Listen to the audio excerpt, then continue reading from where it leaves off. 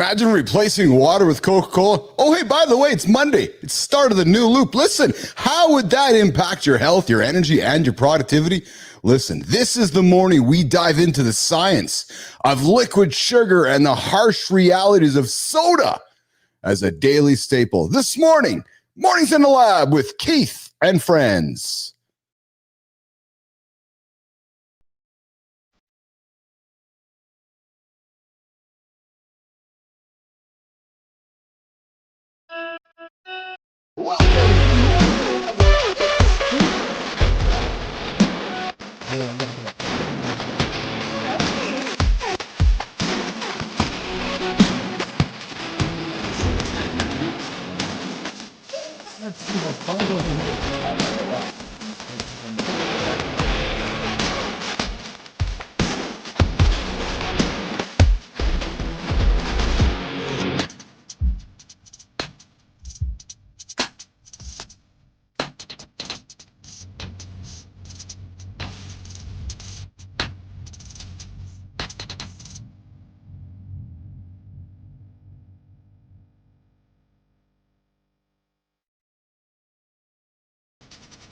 Hey, good morning. I'm Keith Bilous, and this is where the mornings get real. Yes, baby.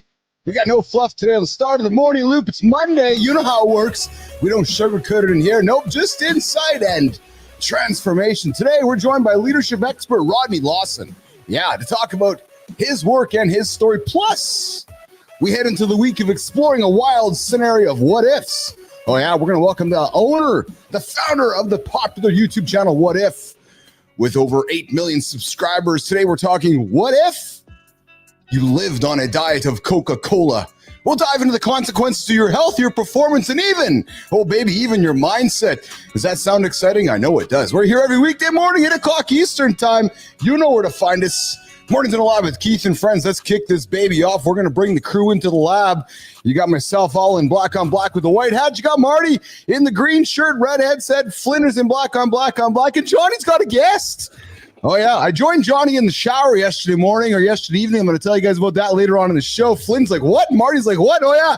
Johnny and I had a shower yesterday. We're talking about it this morning on the lab. And I told him to be careful. If he's gonna bend over to pick up the soap, he needed to face me. There, yes, exactly. And we got his buddy Alex in the lab as well.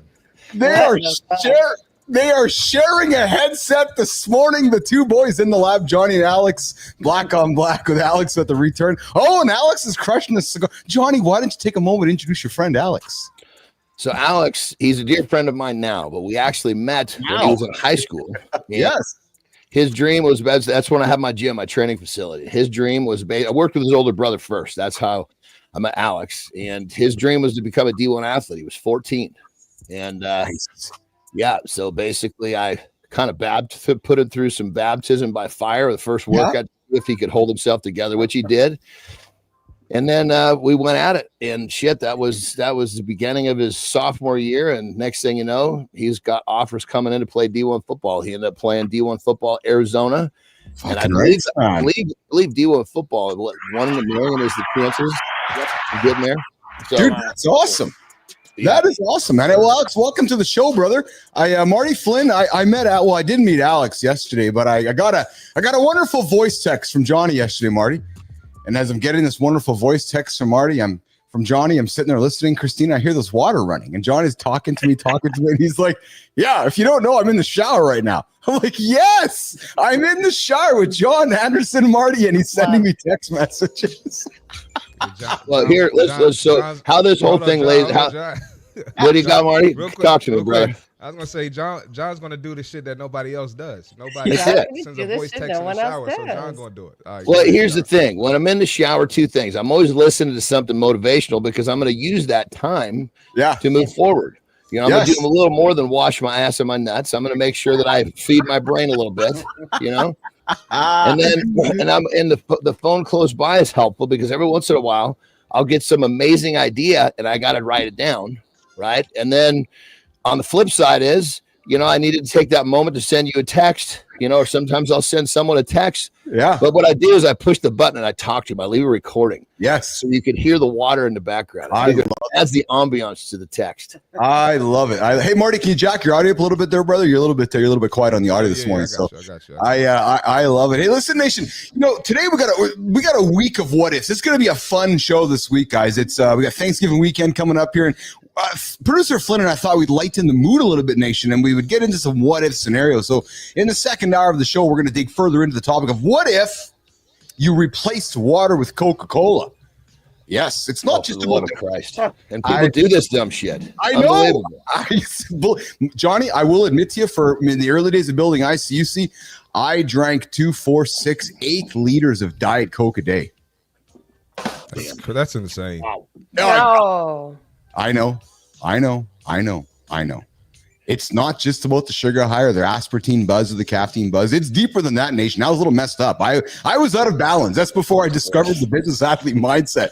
Every cell in your body deprived of that hydration while glucose levels are spiking through the roof when you're crushing that Coke. Imagine the daily caffeine crashes, the constant thirst, and the chain reaction on your guts and your organs.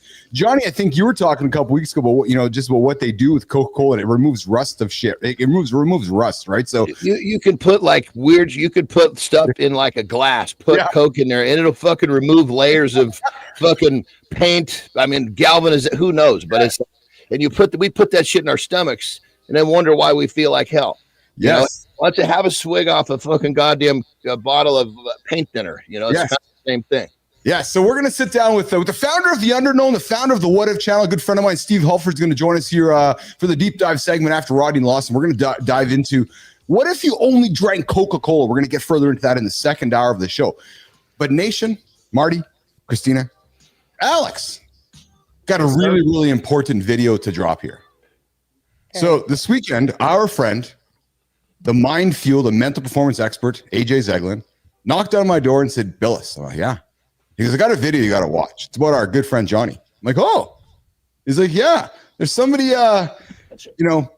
creating a reaction video about our friend John. And listen, Marty, Christina, I'm still not going to talk about it. Johnny, Jimmy, let's put the video on the screen and let's spend a few moments. Alex, I know you haven't seen this video, Alex. So I'm gonna get your reaction while we're watching this as well. But Jimmy, let's put the video up and let's sit back for a minute and a half, watch this video, and then let's see what we all have to say regarding our good friend John Anderson and the extremes he goes into to get shit done. Jimmy, let's rock it, buddy.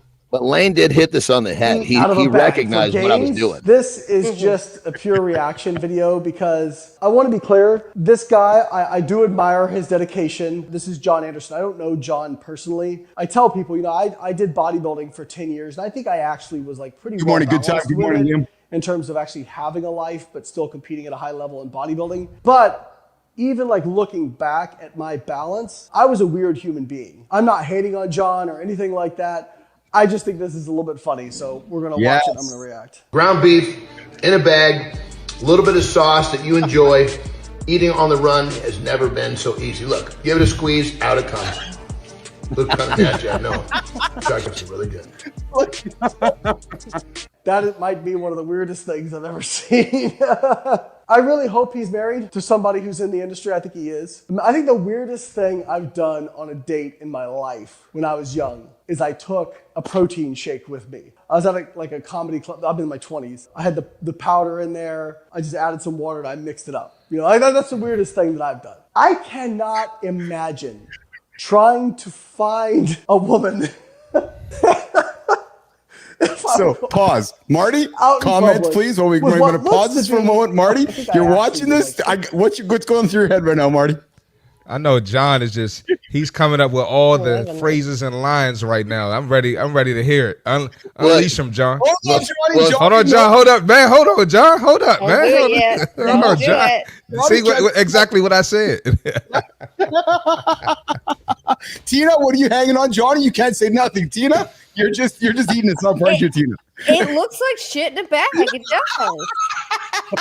It just looks like you're eating shit out of a bag. With it in terms of actually having a life, but still competing at a high level in bodybuilding. But even like looking back at my balance, I was a weird human being. I'm not hating on John or anything like that. Yes, good time. It's Pocket Meat with John Anderson. So we're going to watch it and I'm going to react. Ground beef in a bag, a little bit of sauce that you enjoy. Eating on the run has never been so easy. Look, give it a squeeze, out it comes. Look kind of nasty, I know. Track is really good. That might be one of the weirdest things I've ever seen. So Johnny, there is something to be said for that comment, but we'll get back to that in a second. Let's keep the video going. On the run, X. Eating the runs, check mark. I've been looking for a way to get more microplastics in my diet. Thank you. Ignore the positive comments, bro. Eating the runs, check mark. I've been looking for a way to get more microplastics in my diet. Thank you. Ignore the positive comments, bro. Men will do everything except go to therapy. I know there are people that may criticize you. Please listen to them. If I ever reach this stage of nutrition in my fitness and sobriety journey, I'm going back to John. So that's it. No debunking, nothing like that. I do admire the dedication, but man, bodybuilding is weird sometimes. Or bodybuilders are weird sometimes. And you know you've been in it way too long when you're like, I'm going to put ground beef with sauce in a bag, chew off the corner, and slurp it in a video that I'm going to put out to the world. We thought the me fish, me rice cakes man was bad like 15 years ago. Anybody know what I'm talking about? Brian, maybe you can find that clip. 8 o'clock in the morning, I'll have fish and a rice cake. At 10 o'clock, I'll have fish. At 12 o'clock, I'll have fish and a rice cake. At 2 o'clock, I'll have fish. 4 o'clock, just before I train, I'll have fish and a rice cake. I'll train, I'll have me fish, come home, have some more fish with a rice cake, and then have some fish before I go to bed. Whew. All right.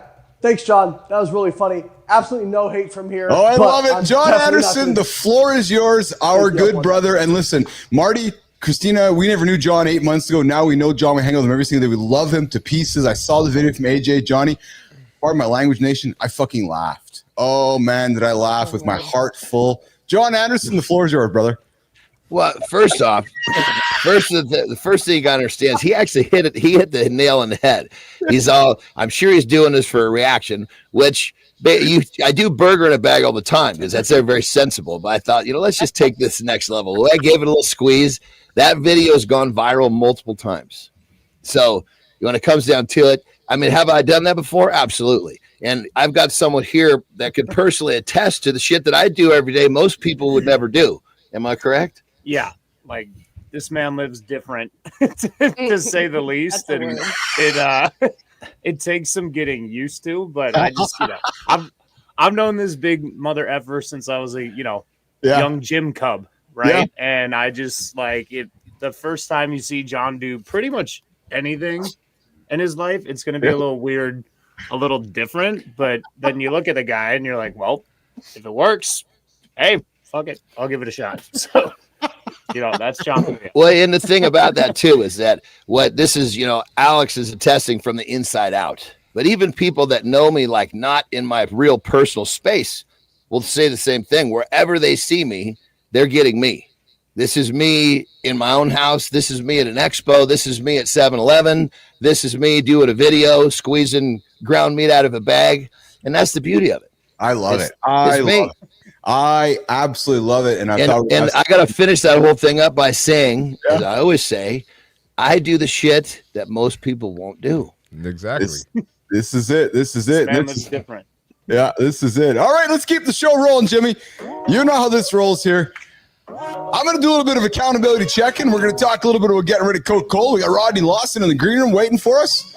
We got Steve Holford coming up at the bottom of the hour. We got Jory Jansen talking inflammation. If you crushed a bunch of shitty food this weekend, you're probably feeling inflamed right now. Or maybe you're just feeling fat.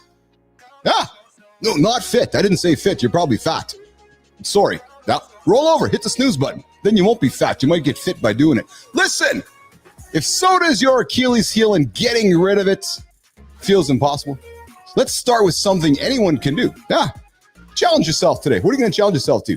Start by replacing just one daily soda with water. Think about the energy boost you'd get. Just think about it. The improved focus, the sense of accomplishment, Just think how great you're going to feel for making a healthy choice. Listen, it sounds small, but every choice like this builds momentum. You know how Johnny talks, you know how Marty talks. Stack those habits. Replace the Coke with water. That's one habit. Replace that Coke with water again next week. It's another habit. Over time, these small changes, you know what they do? They compound. They compound as significant benefits for your health, your well-being, the energy, the focus, yes, but also that feeling of not being dependent on that sugar hit. Listen, it all adds up. So I invite you, share it in the comments. What are you going to commit to changing one thing today? Maybe you're going to go from real Coke to Coke Zero. Maybe that's something you want to consider. Maybe you want to drop 4 liters to 2. No judgment. No, not at all. Hey, I know it's baby steps. It's progress. It's not perfection. Because in the lab, in life, it's every step that counts, no matter how small those steps are. That's how we roll here in the Business Athlete Performance Hub. Listen, if you know someone who's always reaching for that soda, share this segment with them. Say, hey, go listen to Keith, go listen to Johnny, go listen to Marty, go listen to Flynn. Think about how you can make some better choices. And listen, if you're a man out there who's stuck, who's kind of thinking, I need a brotherhood, I need to get my ass in gear, I need to get shit sorted out in life, I'm going to invite you. 10 men, 100 days, 100 hours, one transformational experience. And check out the League of Business Athletes. All right. Boom, boom. Okay. Now, this point of the show, we bring in somebody. It's called Center Stage. And I'm going to do this over here. And I'm going to do this over here. And Jimmy, we're going to bring up the gamma. And we're going to introduce our friend, somebody who's joining us this morning. We met on LinkedIn. And we are going to take a few moments to introduce our friend, Rodney Lawson. He's a magnetic leadership performance coach. Let's just see here. We got it up on screen. There we go. Okay. Boom, boom. And I'm going to hit the button here. We're going to do this. And I'm actually going to publicly discuss as everything I'm doing and moving myself on the show. Listen, we got Rodney Lawson, magnetic leadership, unleashing performance. He's a dynamic TEDx speaker. Don't judge him. No, we don't judge folks who are TEDx speakers here in the lab. Not at all. Because I'm not a TEDx speaker. Flynn's We've had a few of them. And Marty, we're sorry that they are. I'm just sorry that they are. We're going to create our own BAPL X speaking program here for those that want to speak in BAPL instead of TEDx. Because Ted's back in 19. Who names their kid Teds anymore? Like, oh, Ted. Anyway, listen, Rodney's an executive experience that drives results. 23 plus years of experience. Johnny, you might have something on you, man. 35 to 75% turnaround method. He's got the lead up method. He addresses key challenges through low sales, employee engagement, and leadership development. He's got a couple of client success stories along the way. Leans on the power of feedback, and he's all about transforming your organization. He assesses, he strategizes, implements, thrives, and you can take the next step with our friend, the man of the hour, Rodney Lawson. Thank you. Thank you. Hey, how are you? Rodney, what's up, brother? How are you today? I'm good. How are you? Good. Thank you for joining us.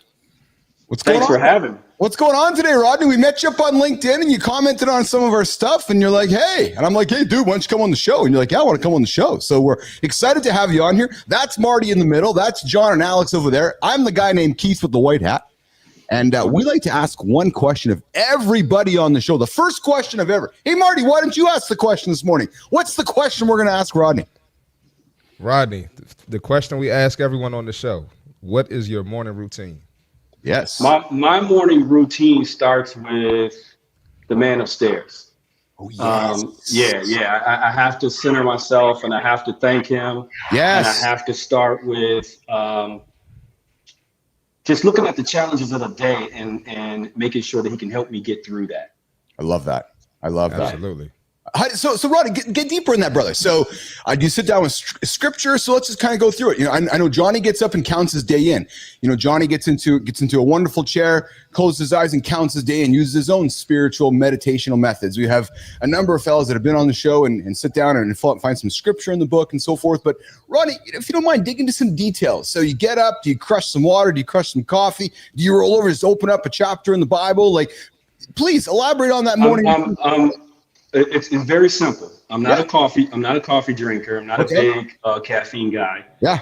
But as soon as I open my eyes, I start praying and reflecting upon what happened the day before, what's coming up, and what I need strength for in that particular day.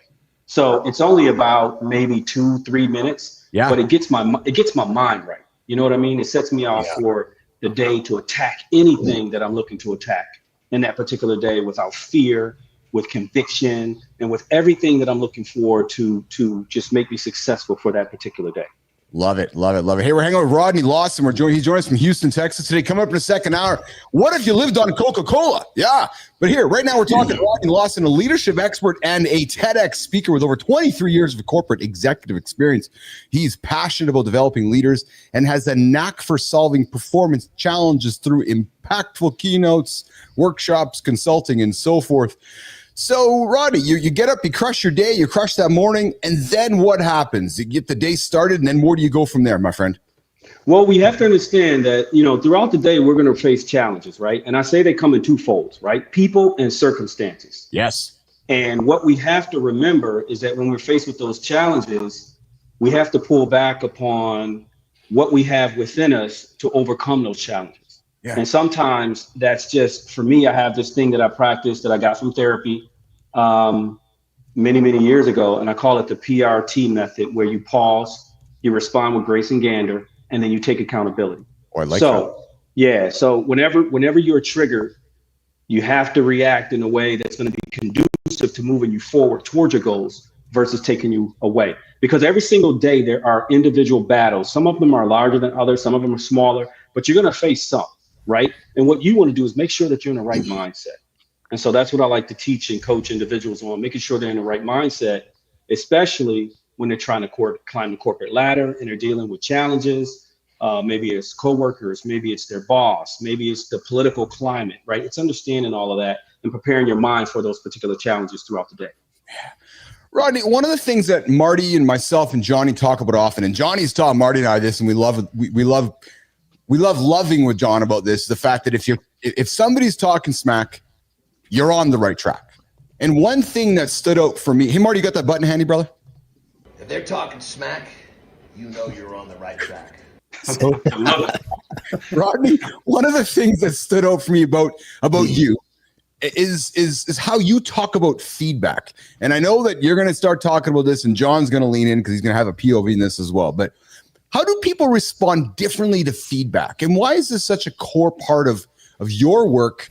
And what are some key principles that leaders should understand to give feedback effectively? And maybe there is time to talk smack, because if you are talking smack as a leader, maybe somebody is on the right track. It's about pushing those buttons. But Rodney, lean into the idea of feedback and how that works. Yeah, it's really interesting, Keith. And it's funny that you and I got on this kind of subject on LinkedIn. And I'm glad that we did, because one of the things that I was trying to convey is that people have different triggers. Yeah. And depending on those triggers, that's going to determine whether they accept your feedback or not. And so I like to have this thing, I mentioned it earlier, PRT, but then there's a second part of that I created called 1, 2, 3. Now the 1 stands for communicate your message. The 2 stands for making sure that your message is conducive to how you're saying it. And 3 is whether they took the message or not. So the goal is to get to 3. But the problem is that when we're in a moment and we're triggered, what happens is we just want to focus on 1. We just want to communicate what we want to communicate. We don't focus on how we communicate it, right? So the key here is what we communicate, how we communicate it, so that they take the message. And those individuals, sometimes, again, it's really difficult for them to take that message if they have internal triggers. Like, I'll give you an example. For me, I am what you call a rejection overcomer. That means I don't like rejection, and it stems back to my childhood, my adverse childhood experience. My ACE is I grew up in a household with an alcoholic and an abusive father. And because of that, I don't like rejection. And so I'll do one of 3 things. I'll fight, I'll flight, or I'll stick my head in the sand. Okay. Yeah. And it depends on the situation on which one of those 3 that I will use. So when someone is disrespectful towards me, it's a trigger for me. And so I will do one of those 3 things. Usually it's, the fight method, and so I have to keep that in mind while I'm coaching other individuals. If someone else is triggered by kind of a similar thing, then the way that I talk to them, I can't be aggressive. I can't hit them direct.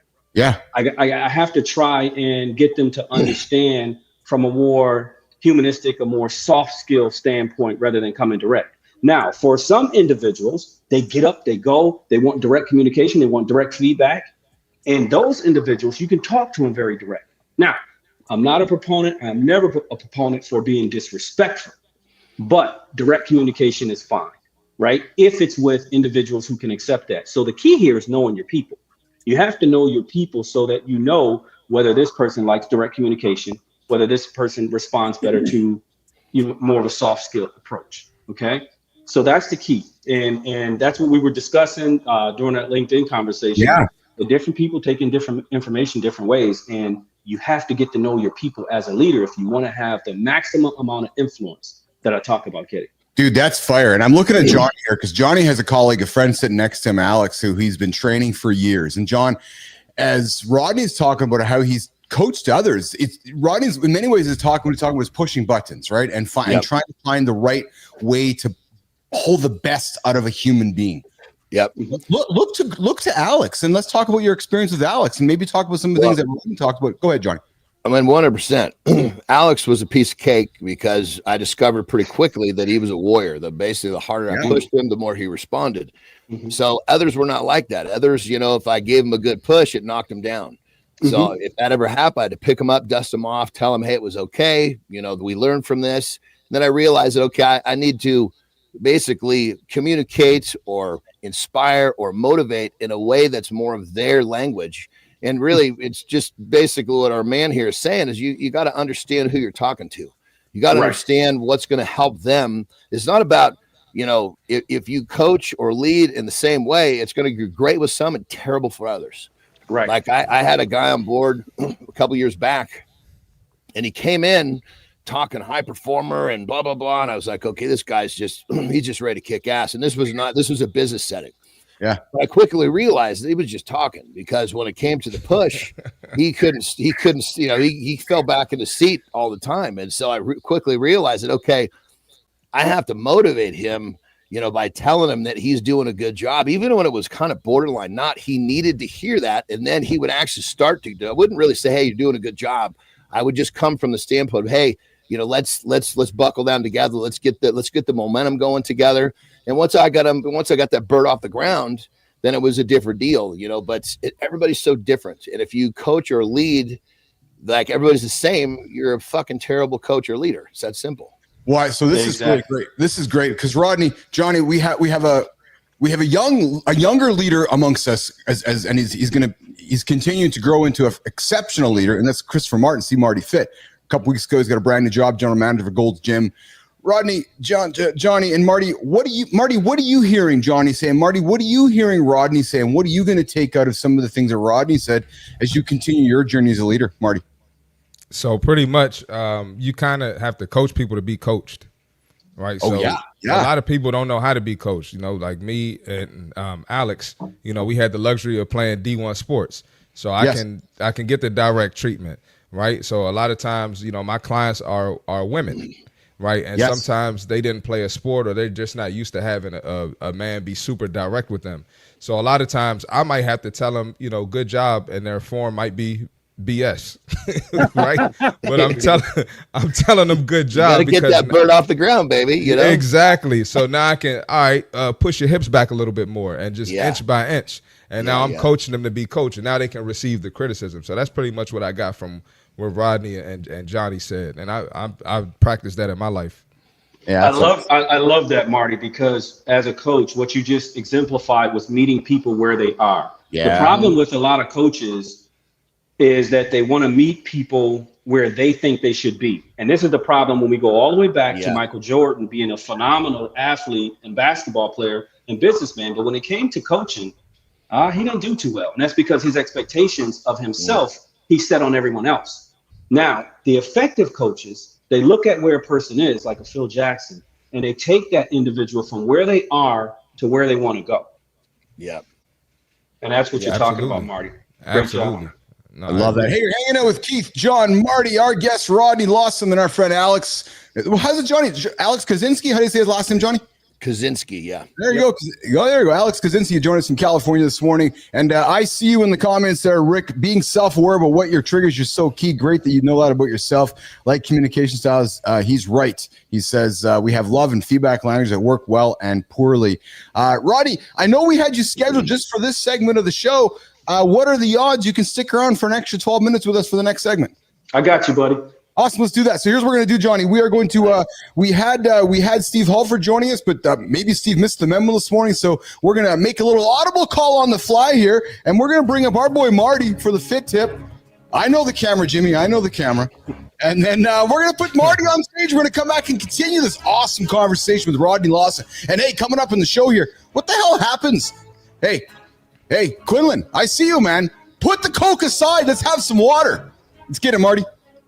All right, let's do it, man. All right, we got the fitness tip today. It is Monday, and we know that's International Chest Day. Me and Johnny talk about that all the time. So we're going to talk about building a stronger chest with purpose. So when you're training your chest, you got to have some variety. You know, push-ups are great, but you got to do a little bit more than push-ups. So here's 3 exercises that'll help you develop your chest. Dumbbell bench press. This is like a staple right here, all right? This is going to hit your chest hard while improving your stability, and it's going to let you push through a greater range of motion. Start with light weights, keep your form right, increase the weight, watch the chest start building. We got cable chest flies, all right? This is going to help you sculpt, right? This is going to give you consistent tension throughout the movement, and it's going to help you with the definition and control. It's going to add some stability as well. You got parallel bar dips, right? This right here, listen, push-ups are great, but this right here is going to take your chest to a whole nother level. You're hitting shoulders and triceps. You're blasting the shoulders and triceps as well with the dips. All right, ultimate body weight challenge for chest, shoulders, and triceps, but you can get a belt and add some weight too. I like to add 2 45-pound plates on the dips and go crazy in the gym. So this is adding the weight is going to add extra intensity, and it's still going to keep it simple. Mix these into your routine. Watch your strength improve, watch your posture improve, and consistency, proper form, that's the key, and watch you take your chest game to the next level. That's your fitness tip for today. International Chest Day. I got it today too, John. Marty, I'm hitting the crush. Yes, You're going to go crush some bench press here today after the show here. Sir. We're hanging out with Rodney, Johnny, and Alex here this morning on Mornings Live with Keith and Friend. Let's keep the conversation going with Rodney Lawson coming up later on in the show. What happens if you only drank Coca Cola? That's it. Just Coca Cola. What's going to happen to your body? Rodney, TEDx speaker. You've developed a proprietary methodology called the lead-up method. You also talked about PRP in the last segment. Now, are they the same, or take a few moments to teach myself and Marty, Johnny, Alex about the lead-up method, and how does it help companies overcome challenges, Rodney, like stagnating sales, low engagement, or ineffective staff development? Rodney Lawson. Well, let me go back for a moment and just talk about a couple of concepts. Yeah. When it comes to engagement in people. The problem with a lot of leaders is that when they step into a leadership position, they're looking for influence, right? Because that influence leads to the outcomes, right? So they all want influence. But what happens is what that influence needs is something that sits beneath it, right? It has to have a foundational pillar. And I say that a foundational pillar consists of 2 things. The thing that sits directly beneath it is loyalty. So you have to build loyalty. The more loyalty you build, the more you will have when it comes to getting that influence. But there's something that sits beneath that loyalty as well. And those are what I call your core values, okay? And I like to take this back to what I call the 4 essential values of love, trust, honesty, and respect. And this is quite essentially what I talk about during my TED Talk, Keith. So I don't want to be offensive here. I know how you are about TEDx, but I thought I'd put that in there because I think that that's more critical than the lead up method and even the PRT method. It's understanding that leadership is about influence. It's John C. Maxwell, man, one of the founders and one of the, kind of the godfathers of leadership, where he goes back into one of his early books and he says, leadership is influence, nothing more, nothing less, right?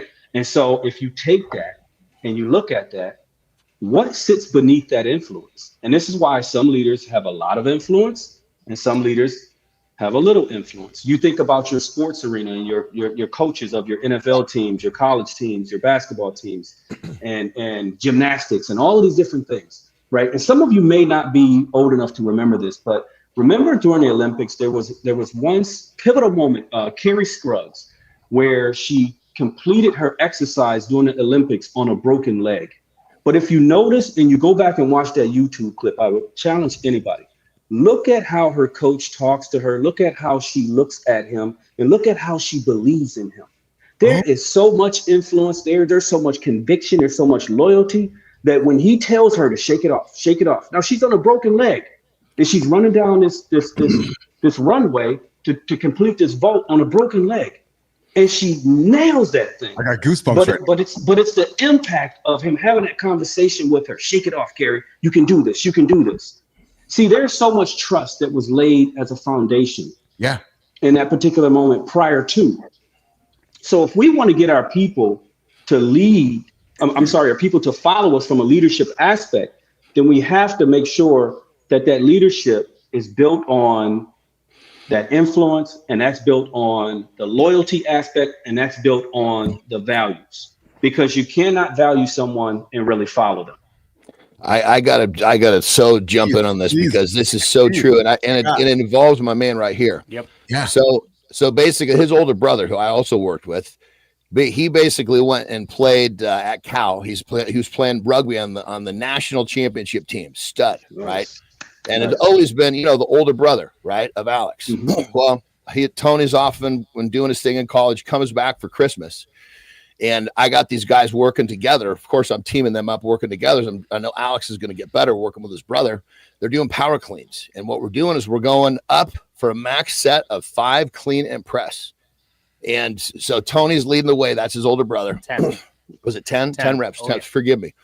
Anyway, he remembers vividly. Oh, yeah. So Tony puts this big number up. Like Tony PRs. Like he puts up, I think it was like, I want to say like almost 225. 200 kilos, because there's kilos, right? 225. Clean and press in one set. Alex is like, shit, he's only done that for a few reps before. But I was like, at that point, I wasn't directly coaching Tony. I was directly coaching Alex. So he does 9 and fails on 10. So I get in front of the platform and I start talking to Alex. I'm okay, listen, one at a time. You've already done 4 of these, 5 of these. I can't remember what his PR was. We get to that point where now it's new territory. He's going to get, if he gets this rep, it's a PR. But he's still 4 or 5 away from tying or beating his brother. So I just start talking. Okay, listen, you got one rep. And I just kept talking to him, just kept him nice and calm. You could see he almost wasn't there. He was just in a place listening and working. And he gets that 10th rep to his shoulders, right? And it was like exactly what our man is talking about. I just literally just kind of guided him right through it. He ended up getting the rep, beating his brother, which was like a moment. Like, I think you tell me. That was, so that's Rodney. I think, you're talking about that blind trust, right? Between an athlete and a coach. Like, I remember getting up there and I just had this thought in my head and I'm like, I think I can get this, but in reality, I'm like, I think I can, but no effing idea. And John just puts that will, that guidance, that belief into my head, and it's a rep by rep thing. And really, he just, at the end, he's going, one more, like at a time. And I remember I got that 10th rep up there, and I'm like, I have no idea if I have the strength, because you don't know until you do it, right? Love it. Goes, go for it. It gives me a good old scream, right? Yeah. And I get that rep up, and it's that one of those moments where, as an athlete, I shocked myself. I'm like, I had no idea if I had that rep in me, but he knew. You know what I mean? And that was essentially what got me to beat my bro for the first time. And he snapped that thing overhead, and he stood there, and the look on his face was just pure fucking ecstasy. Oh, yeah. Just pure ecstasy. And his brother, they're competitive motherfuckers, And I went and sat, because keep in mind, the year before I was doing the same. I was working with Tony just the same, and I sat down next to Tony, kind of like, just being there for him, because I know he just went through, holy shit, my little brother just beat me, and he looks at me, and this is what a class act, Tony was. He looks at me and goes, he earned that. Oh, that's awesome. That's what a phenomenal coach does, man. And see, this is why love this. When I'm coaching individuals, right, I don't take on a lot of clients. I only take on a handful at a time. And that's because I really want to get to know you. John, there's no way you would have had that impact if you didn't really get to know him and him really get to know you. And there's a trusting relationship there. You have to have that. There's so many people out there that are getting these certificates and getting this training and saying, okay, I'm a coach now. And so it's an easy field to get into. But who are the coaches that are transforming people, right? Everyone wants to talk about, I'm a transformative coach, but who really transforms people? It's the ones that are able to build that trust with them. And you certainly did that, John. And that's why you were able to incent him in that moment of his questionability within himself to say, oh yeah, I can do this. You got that he had that inner voice talking to him based off of what you were speaking. You were breathing life into him, you know, and I love moments like that. I love moments like that. Yeah. Yeah. And Tony, just to give you an idea, obviously Tony, the older brother, he was the first man ever to go through Cal on the national championship rugby team and have a 4.0. That's the caliber of a person. Mechanical engineering major. Yeah. So, yeah. And so, and part of what I did to kind of, I love what you're talking about, brother, about the trust. Part of what I did to gain the trust of these guys is early on, I actually trained with them. I bled with them, and I let them see that I was willing to bleed just as hard as I was going to ask them to bleed. And it was like, you know, like it was, we had one of our first training sessions that the two brothers, excuse me. We actually got it covered by a magazine, and you could see at the end, we were all sitting there just equally, completely exhausted. And then at that point, both of them realized, and I'd kind of showed the Tony that along the way, but they realized this guy's not just asking me to do something. He's willing to do it himself, and he's done it by my side. Yeah. And at that point, I could ask him to run through a brick wall and they would do it. Obviously, they knew I loved them. They knew that I would never do something. I've never asked them to do something that would hurt them. But they also knew if I asked them to do it, I was willing to do it myself. Wow. Mm-hmm. It's real. Yeah. Marty, as you're listening to these cronies talk, you're listening to these exceptional leaders, talk about their experiences. What are you taking from this, Chris? The part where you got to blindly trust your coach is big, man. You know, a lot of times you have clients, they're going to look for a reason not to trust you, right? Yes. Oh, give you 2 weeks. Yeah, this isn't working. It's like, that's not blindly trusting me, bro. Like, you got to give me more than 2 weeks. And even in my basketball career, I look at how coaches would get the team to buy in. Those are the successful teams. But you got the guys who complain about what sets we running, complain about playing time, complain about their role on the team. That was never a successful team. So buying into the coach is probably the biggest thing, because you're not gonna you have no chance at winning if everyone's not on the same page. Rodney, Johnny, what Marty's talking about is and we talk about blindly trusting your coach. In many ways, what we're talking about is unconditional love, right, Rodney, Johnny? That's right. Which is knowing that, Rodney, if we're doing a role play with your coaching Marty, you're gaining the trust of Marty that you unconditionally love him. And absolutely. Not in a romantic, but in a way of I'm loving you to help you succeed. That's really what you're asking of Marty. That's what you're telling Marty, aren't you, Rodney? Yes, absolutely. And again, Keith, this goes back to my TEDx talk. Yeah. One of the things that's interesting is that, the word love in corporate America doesn't really go too well with a lot of people. Yes. But I'm going to tell you this. I have been able to outperform many, many other leaders and do things that others did not deem possible because I was able to build that. So in the corporate world, when we say love, the problem with the word love is that we're thinking about the silver screen, right? We're thinking about physical love. That's not what I'm talking about. What I'm talking about is really getting to know your people and showing them that you care for them. And one of the things that I always do, right, whether director, VP, whomever, whatever level, whenever I stepped into a role in the past, I would ask all of my leaders to write down 5 characteristics of each of their direct reports. And if they couldn't do it, that's fine.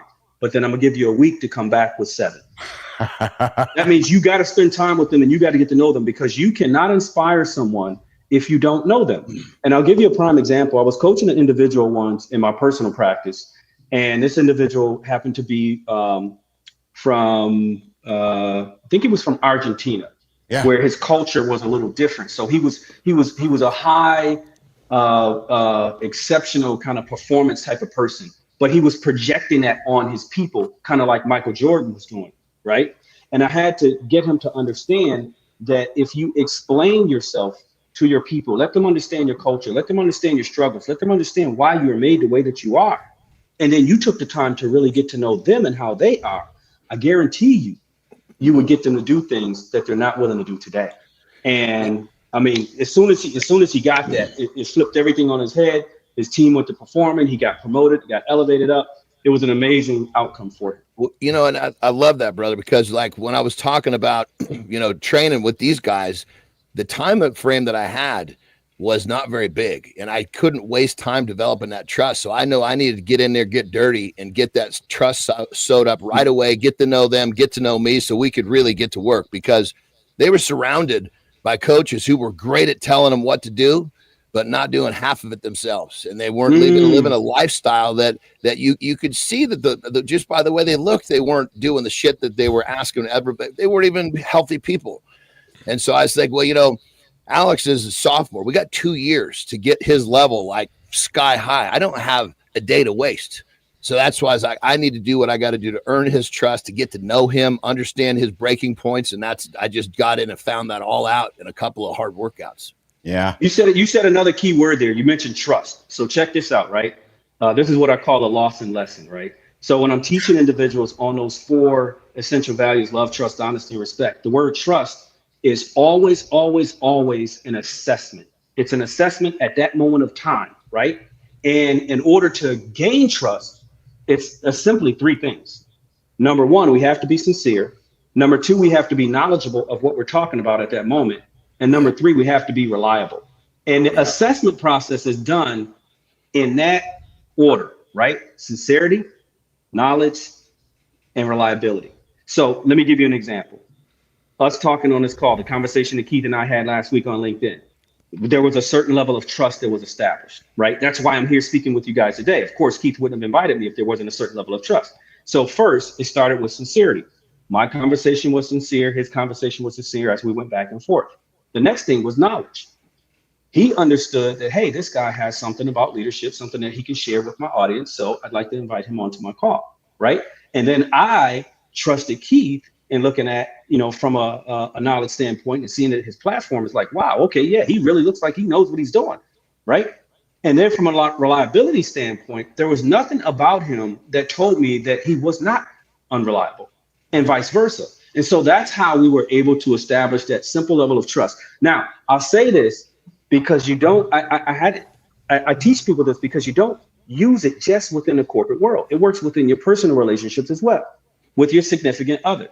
If you want to build trust with your significant other, 3 things: sincerity, knowledge, and reliability. Always remember that. Big fan. Hey, you're hanging out with Rodney Lawson, Keith Bilous, John Anderson, C. Marty Fit. Rodney, we got to keep the show going, brother. You are Marty. I know I don't flip this often, Marty, but I think you're going to agree with me with this one, man. I have to put this. I have to give Rodney Lawson the GOAT button this morning. Rodney, give him the GOAT button. Often, but you are getting the GOAT button. I'm gonna, Jory Jans is coming up here in a couple minutes. She's one of our GOATs here as well. Lawson, you have a permanent invite to the lab, my friend. You have dropped nugget after nugget after fucking nugget. Yeah, I gotta say, brother, I'm fucking having a great time talking to you. Yeah, fucking A. It's not people don't understand this shit. No, it keeps dropping lots of nuggets. And Rodney, one of the things that one of the most important proponents of the business athlete, the performance lab and the manifesto that I published a long time ago, which is lead with love. And that's been my kind of magic ingredients to leadership, which is leading with love. So when I hear you talk about what you speak about, it really resonates with me as well. But let's keep the show flowing, my friend. For everyone watching, Rodney's insights on leadership and effective feedback are golden. Rodney, where can Business Athlete Nation connect with you, find you, learn about you and your work? And how can they get a hold of you, Rodney Lawson, before we say goodbye, brother? If you want to connect with me, it's really simple. Just text the word magnet, MAGNET. Text the word magnet to 55444. That'll put you in my network, and you'll get all types of information on me. Also, if you are looking, again, I only have probably about 3 or 4 slots that I'm willing to take on as clients at this particular moment in time, because I have a lot of stuff going on with professional speaking, etc. If you're looking to book time with me, go to bookwithrodney.com and schedule a free complimentary call with me. We can talk through what you're looking for, what you're looking to get out of it, and we'll see where we go from there. Again, it's bookwithrodney.com. Love it. Rodney, you're a goat, man. You are freaking awesome. Appreciate you, Rodney. Appreciate it. Yeah, right Appreciate on, you brother. guys. Thank you. Thank you for your time, brother. Awesome. All right, Rodney's going to get out of here. We got Johnny and Alex maybe doing the lifestyle tip here. And then we're going to come back with Jory Jansen. We're going to talk, Marty, we're going to talk inflammation. Do clients come to you talking about inflammation, Marty? Every day. And you're like, no, you just got to put down the Coca Cola and all the fucking bread you're eating. Yeah, right? Don't get me started. Yeah. Johnny, Alex, lifestyle tip. Jory, we got you coming up next there, kid. Let's get after it, guys. All right, here we go. The lifestyle tip for the day. We all have that voice inside of our heads, and it tells us a whole bunch of shit. Yet in many cases, it's not lying. The bed is warmer. It would be really nice to hit the snooze. It would be really nice to do all the shit that it's saying, but here's a different spin on it. Rather than have a fight with that voice, agree with it. Say, you know what? You're right. It's going to suck to get up and not hit that snooze button, but I'm going to do it anyway. So don't have a fight with someone that's never going to shut his mouth. Agree with him. Say it's going to suck. He'll shut up, get up, and go about your way. So flip the script. Don't have an argument. Agree and get moving. Rock and roll. Yes, I love it. Roll over, nation. Get your ass in the bed. Get going. Get started. You know how Johnny talks about it. Movement is momentum. Just get those legs moving. Just get moving. Just get moving. Like good time. Good time's like, hey, it's too cold today. So what's good time do, Johnny? Gets on the treadmill. Starts walking. Yeah, true story. Let's go for a walk. All right, we have somebody here with us right now who comes in every Monday, Wednesday, Friday. I'm looking for my button here, guys. I didn't get a chance to move it around here. It's Jory Jansen. What's going on, Jory? We're back here today. Yeah, talking about getting your butt out of bed. I had a rough night, so getting out of bed this morning was not awesome. Do tell. Do reveal. I think I had some acute inflammation. Oh, there we go. Love the honesty, Jory. Love the honesty. Let's get into it. Let's get into inflammation. I don't know. We're going to get Marty back up on stage here in a moment as well, but let's talk inflammation. Now, you know, hold up, Jory, what's going on? They got crumble cookie in Canada. Did you go to crumble cookie, Jory? No, you know what? I think it was. My husband was so kind to bring me these packaged trail mix nuts from his conference, and I thought, oh, they're great. And I don't think they sat well. I was just in so much chronic pain. It was not great. But you know, everything stayed down. It was fine. But I would just say, you know, food choices can have an impact. So, you know, wisely. So let's start real simple. And this is you know, it's funny because producer Flynn says to me on the weekend, she's like, are we doing this all week? Or we do this for one show? I'm like, you know, let's start on Monday. I suspect this might stretch over the week because I believe, maybe I'm wrong. I'm going to speak for the normal person, Marty and Johnny and Alex. I think many people misunderstand inflammation. Let's start with that. Jory, what is inflammation? And then I'm going to flip it to Johnny as well. And we'll do the Jory explanation, and then we'll do the Johnny simplified version of it. And we're going to throw them on the table for both sides to kind of digest it. But Jory, inflammation, what is it? Okay, so inflammation is a natural response that the body has. We actually want inflammation. We want it. We do want inflammation. We want more of an acute response versus chronic response. So acute response would be, let's say you sprain your ankle or you get sick. So there's going to be, the immune system's going to react, and you want that to happen. You want these chemicals to come into place and start healing and repairing your body from that injury or infection. So that we want that inflammation to happen. Then there's chronic inflammation. That's the one that we want to reduce. It's constant, it happens a long time, and it's overstimulation of the immune system trying to fight something. And then that's where we get into problems with our health.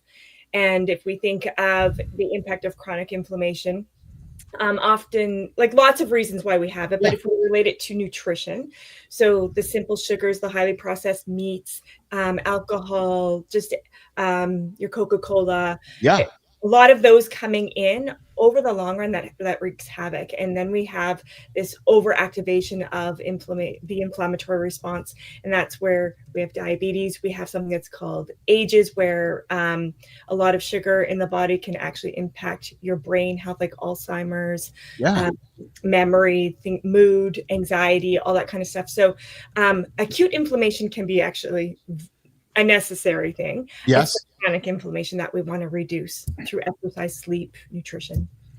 John, come on. Exactly. Now, John's definition of inflammation from the John Anderson world of inflammation. Well, I mean, Jory just laid that out so perfectly. I mean, really what it comes down to, I think the biggest problem especially for Americans, is they're eating in a way that creates constant inflammation. Or I shouldn't say eating, they're living their life in a way that's creating that constant inflammation.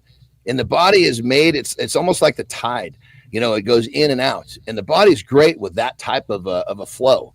Like Jory's saying, acute is different than chronic.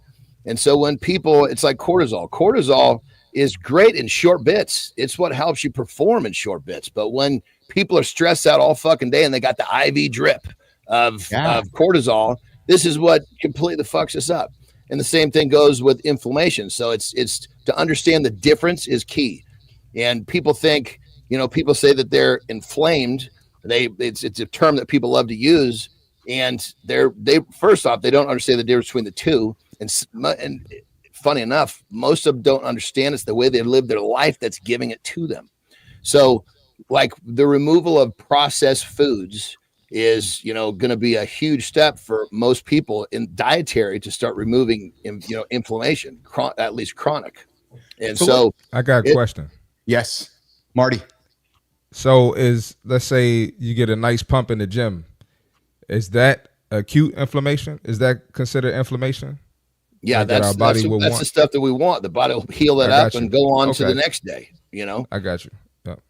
I'm just curious. The fuel source that you have after that workout, right, is going to determine if that's going to end up being chronic inflammation or the acute inflammation to create that stimulating response that you want for growth and development.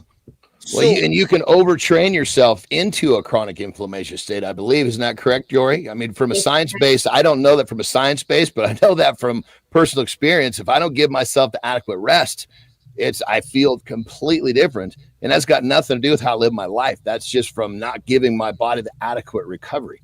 Yeah, that is correct. Jory, Johnny, is it... I want to speak for the everyman right now. Am I feeling? I'm trying to find the word. Am I feeling fat?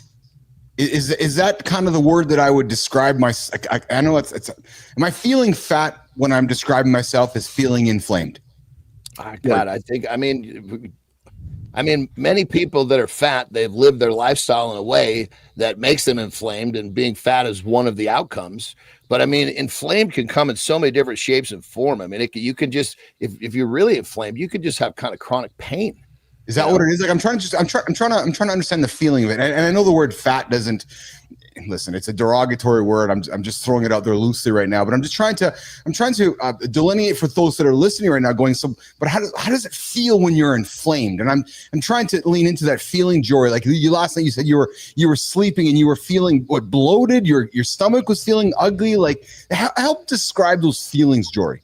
Yeah. So inflammation can take the feeling, the symptoms of different things. Yes. So you could bloated, just untimely tiredness, like fatigue, midday, and it's like I just want to curl up in a ball and have a nap. Brain fog, just that memory can't seem to get the words out what you're trying to think about. And so it's a lot of symptoms versus just a feeling. Yes. But yeah, I mean, the outcome is that maybe body composition isn't where you want it to be. That could be some other factors as well.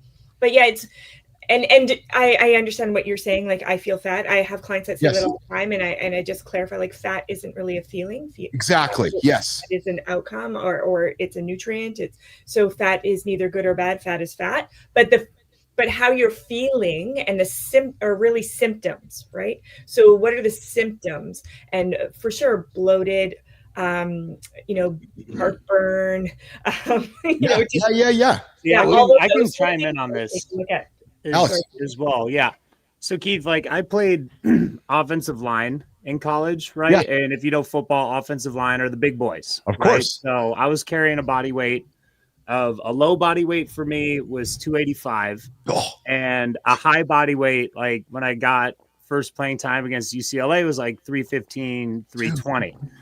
And if you're looking to like kind of hear the explanation of like feeling inflamed or feeling fat, right? I essentially lived that for 4 years, right? And I kind of used pain as an indicator, right? And for 4 years, I had chronic back pain, right? Because it's overworked. I had, hip pain, knee pain, ankle pain. There was always some inflammation in my body that was more chronic, especially towards the end.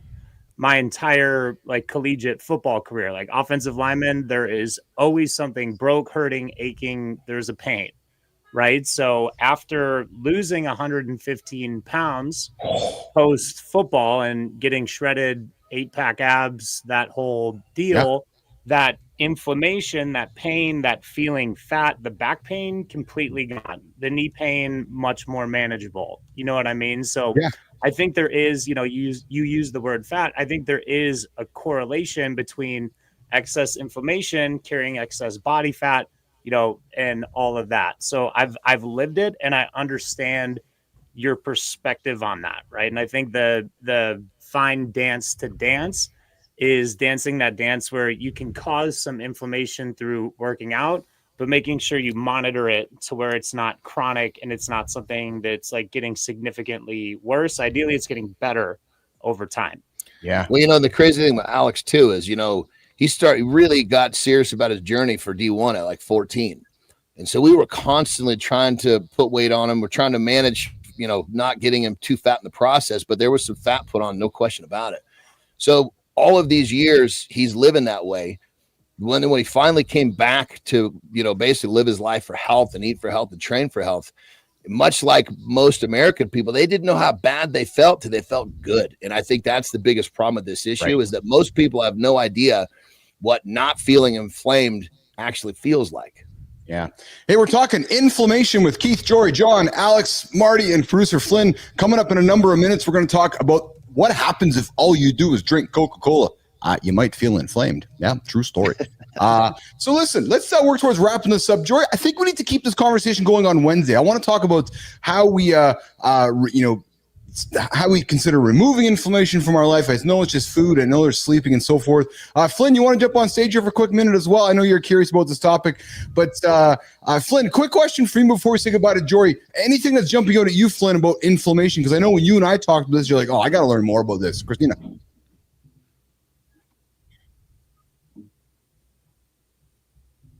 Yeah.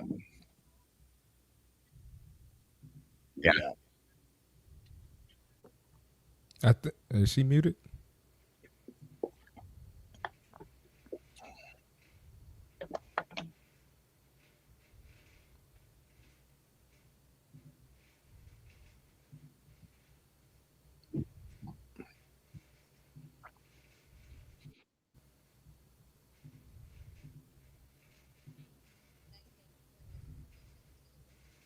Yeah, let's do that. Jory, I know you got to roll. I think she was muted on horizontal. Okay, we'll get you back on Sorry horizontal. about that, Tina. That's okay. I tried to say something, but I didn't want to interrupt you. That's all good. It's all good. Jory, I know you got a bit. So listen, you had a crappy sleep last night. Jory, we talk all the time on the show. We book meetings with our lawyers, our doctors, important business meetings, but we don't book time for ourselves. Can I encourage you and invite you to book some time for yourself to grab a nap? Oh, I absolutely will. That's the beautiful part of working from a home office. Yes.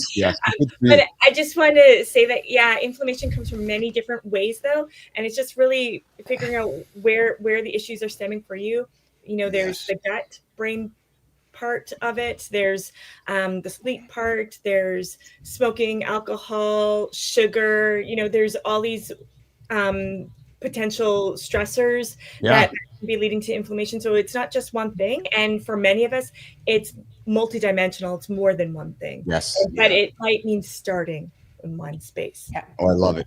Jory Jansen always dropping bombs, nuggets, anything of value here in the lab every single Monday, Friday, real quick. I gotta go too, but I think we should do a deeper dive into how, like, offensive linemen, defensive linemen, and some other sports, when they stop playing, how they get lean and lose so much weight, because that's like a big thing with retired NFL players. Well, Alex is going to be here. Alex is going to be here tomorrow too. Let's do that. We could do that then. If it's cool with Keith. I like that, Marty, because to know that Alex lost 115 pounds. Yeah, that's where did crazy. that even come from? That's crazy. Yeah, dude, that's incredible. Yeah. It's incredible. Well, in the NFL, they're monitoring blood markers like they would be for any obese person, right? We're looking at cholesterol, liver enzymes. Yeah. Like we're looking at all of that kind of stuff that you wouldn't think that you'd monitor for an elite athlete. I love it. That's mental too and physical too. Like we can get into that. Like when I played, we had a small team, so I had to play up and I had to play a 5. So for me, I was booking at like 165, which to me was a lot of weight to carry. And there's like a lot of mental things that also come along with that, of your coaches saying, you got to be at this, you got to be at this, you got to be at this. And you not feeling comfortable with that, but you knowing you had to go along with it. Yeah. Great conversation. We're talking inflammation. Jory, get after it today. Get yourself some rest. I appreciate you, my friend. Always Monday, Wednesday, Friday, 8:45, mornings in the lab with Keith and friends. Jory Jansen, our resident nutrition expert. And Flynn. All right, Jory. Thank you, Jory. Hi, Marty. Marty, I'll see y'all tomorrow. Yes, sir. See you, Marty. Take care, Marty. Yep. All right, Alex. So this is a part of the show. Flynn does a brand bite, and she's going to get on stage. We're going to come back, and we're going to keep the show going with the loop reloaded, and we're going to get into what happens if you drink too much Coca Cola. What if, nation? What if? Flynn, get it. Get off my stage. Yes. Get off my stage. Get off my stage. All right. You are working really fucking hard, but are you doing this one thing? You're working hard. You're doing all the right things. You're fucking this part up. That's right. I had to say it twice. Because you're not collecting your receipts, not your expense receipts. I'm not talking about that. I'm talking about those quick one-off comments, emails, DMs, text messages from someone that you've helped, even if it's someone, especially if it's someone that you've helped for free, telling you how much you've impacted them. You know the ones. We get them all. And they're the ones that we normally brush off with, it's my pleasure to help, but I couldn't possibly. Or dismiss with, I'm just trying to do the right thing. I just want to help them. So here's the truth. Those moments are gold and they're proof of the impact that you're having. So here's what I want you to do. Step 1, I want you to create a folder or a place, whether that's screenshots and you create an album on your phone, whether that's on your computer, you just have one specific place. It doesn't matter. Next, you want to screenshot and you want to save every single one of those kind words, those DMs, those emails. You want to put it directly into those folders right away. That's it. It takes less than a minute to do. And when you need it, it's going to be that confident boost that you're really, really in search of, or proof of impact that you're going to put on your website, your content, your sales deck. That way you already have it. We all know it's a pain in the ass to go back and try to find these things. And it's not about changing how you show up. It's just about making the most of your time that you're already investing with others and making sure you got the right information when you need it at your doorstep. Yes, it is that simple. I have entered my no fucks era. And I promise you, if you take today's brand bite into account, you will be one step closer to entering yours. You got this. Brand bite every day. You know it. Personal branding here in the lab. Listen. Flynn, there's some dude waking up right now. He's 46, 40, 45, 50. He's waking up. He's going, holy fuck, man. I got this resume from like 1980. I hear this world about personal branding. I just learned Google search and Microsoft Word, and now I got to learn this AI stuff. Where do I start, Flynn? And you know where, Flynn? They can come start with you and I. Yeah, come hang with us. You can either jump into the League 100, join 100 men and do it, or hey, you just maybe want to get your personal brand sorted out so you can take over the next 10 years of your life, because life ain't over, buddy. Flynn can help you. I can help you. We can help you here in the lab. It's a true story. And what was is not what is. You used to work really, really fucking hard and you got great opportunities for that. That's not being rewarded the same thing anymore. Your LinkedIn is your resume. And if it's not sorted out, I promise you, you're fucking yourself over. That's it. All right, guys, we're coming up here in the second hour of the Loop. Morning Loop Reloaded. Mornings in lab with Keith and friends. You got Keith, you got Johnny, you got Alex, you got Flynn. We're digging into what happens if all you drank was Coca Cola. That's it. So not the Coke Zero shit. Not the Diet Coke stuff. not the stuff with a little bit of sugar, only Coca Cola. We talked inflammation in the second hour. Oh man, we had Rodney Lawson here just dropping fucking bomb after bomb after bomb. And you know what, Flynn? I guess I might have to change my point of view on the TEDx stuff, because maybe there is some value in speaking on the TEDx. We talked about this. You fucker, if you were offered a TEDx to speak, you would be on that stage tomorrow. So quit shitting on other Yeah, people. Keith, I was gonna say there's a little you know, that if you're talking smack, you know he's on the right track. Come on, baby. You need to fucking swallow that. You know, 10X is about the top of the fucking food chain for speaking at this point. I love having fun with it. Hey, listen, I've learned. Listen, I might have a little bit of marketing knowledge in my head here. The best way to position yourself against maybe something that's significant is I'm a challenger. I'm a challenger marketer. the That's the opposite way of that the I significant. work. Hey, listen, a couple weeks ago I watched the Martha Stewart thing. Last night I started crushing the Vince McMahon stuff on Netflix. Oh yeah, is it good? Baby, that's a good. Johnny, have you watched the Vince McMahon thing? Yeah, I know I don't crush a lot of television, but I would invite you, if you haven't yet, Johnny, crush Vince McMahon on Netflix. It's because of your experience in the industry of bodybuilding and wrestling and so forth. I think you're gonna love that show, Johnny. I really do. You know what I'm talking about, Johnny? Yeah, but I mean, keep in mind, when you're in that world, you're basically seeing and hearing what's happening behind the scenes. Yeah. You know, because I mean, a program like that's gonna take the sheath off a lot of shit, but there's so many more layers, that fucking onion, that can be pulled back, and I'd say I'm privy to much deeper levels of the onion than what we're ever gonna see that's fucking broadcasting on a TV set. Yeah, but I'll tell you, I was thinking about you often. Hold on a second, Flynn. I was thinking about you as a lot while I was watching that show, because I was thinking about your experiences in bodybuilding, your experiences backstage, and because I'm hearing things that are happening over there. I'm thinking, oh yeah, I wonder what it's like over there. Flynn. Well, we talked about the same thing. Like when I spent time in the NBA, a lot of people after 7 years, like, you miss it. And I'm like, nah, I don't miss it, because it's really fucked up behind the curtain. And I just really, and I'd love to hear your perspective, John. I wanted to be a fan again. When you're in it and you're doing it like that, you can't watch these things without being like, oh, fuck, this guy's having a shit game and I got to talk to him. I got to take him somewhere tomorrow. I got to convince him that he's going to be cool. Like, everything affects your life.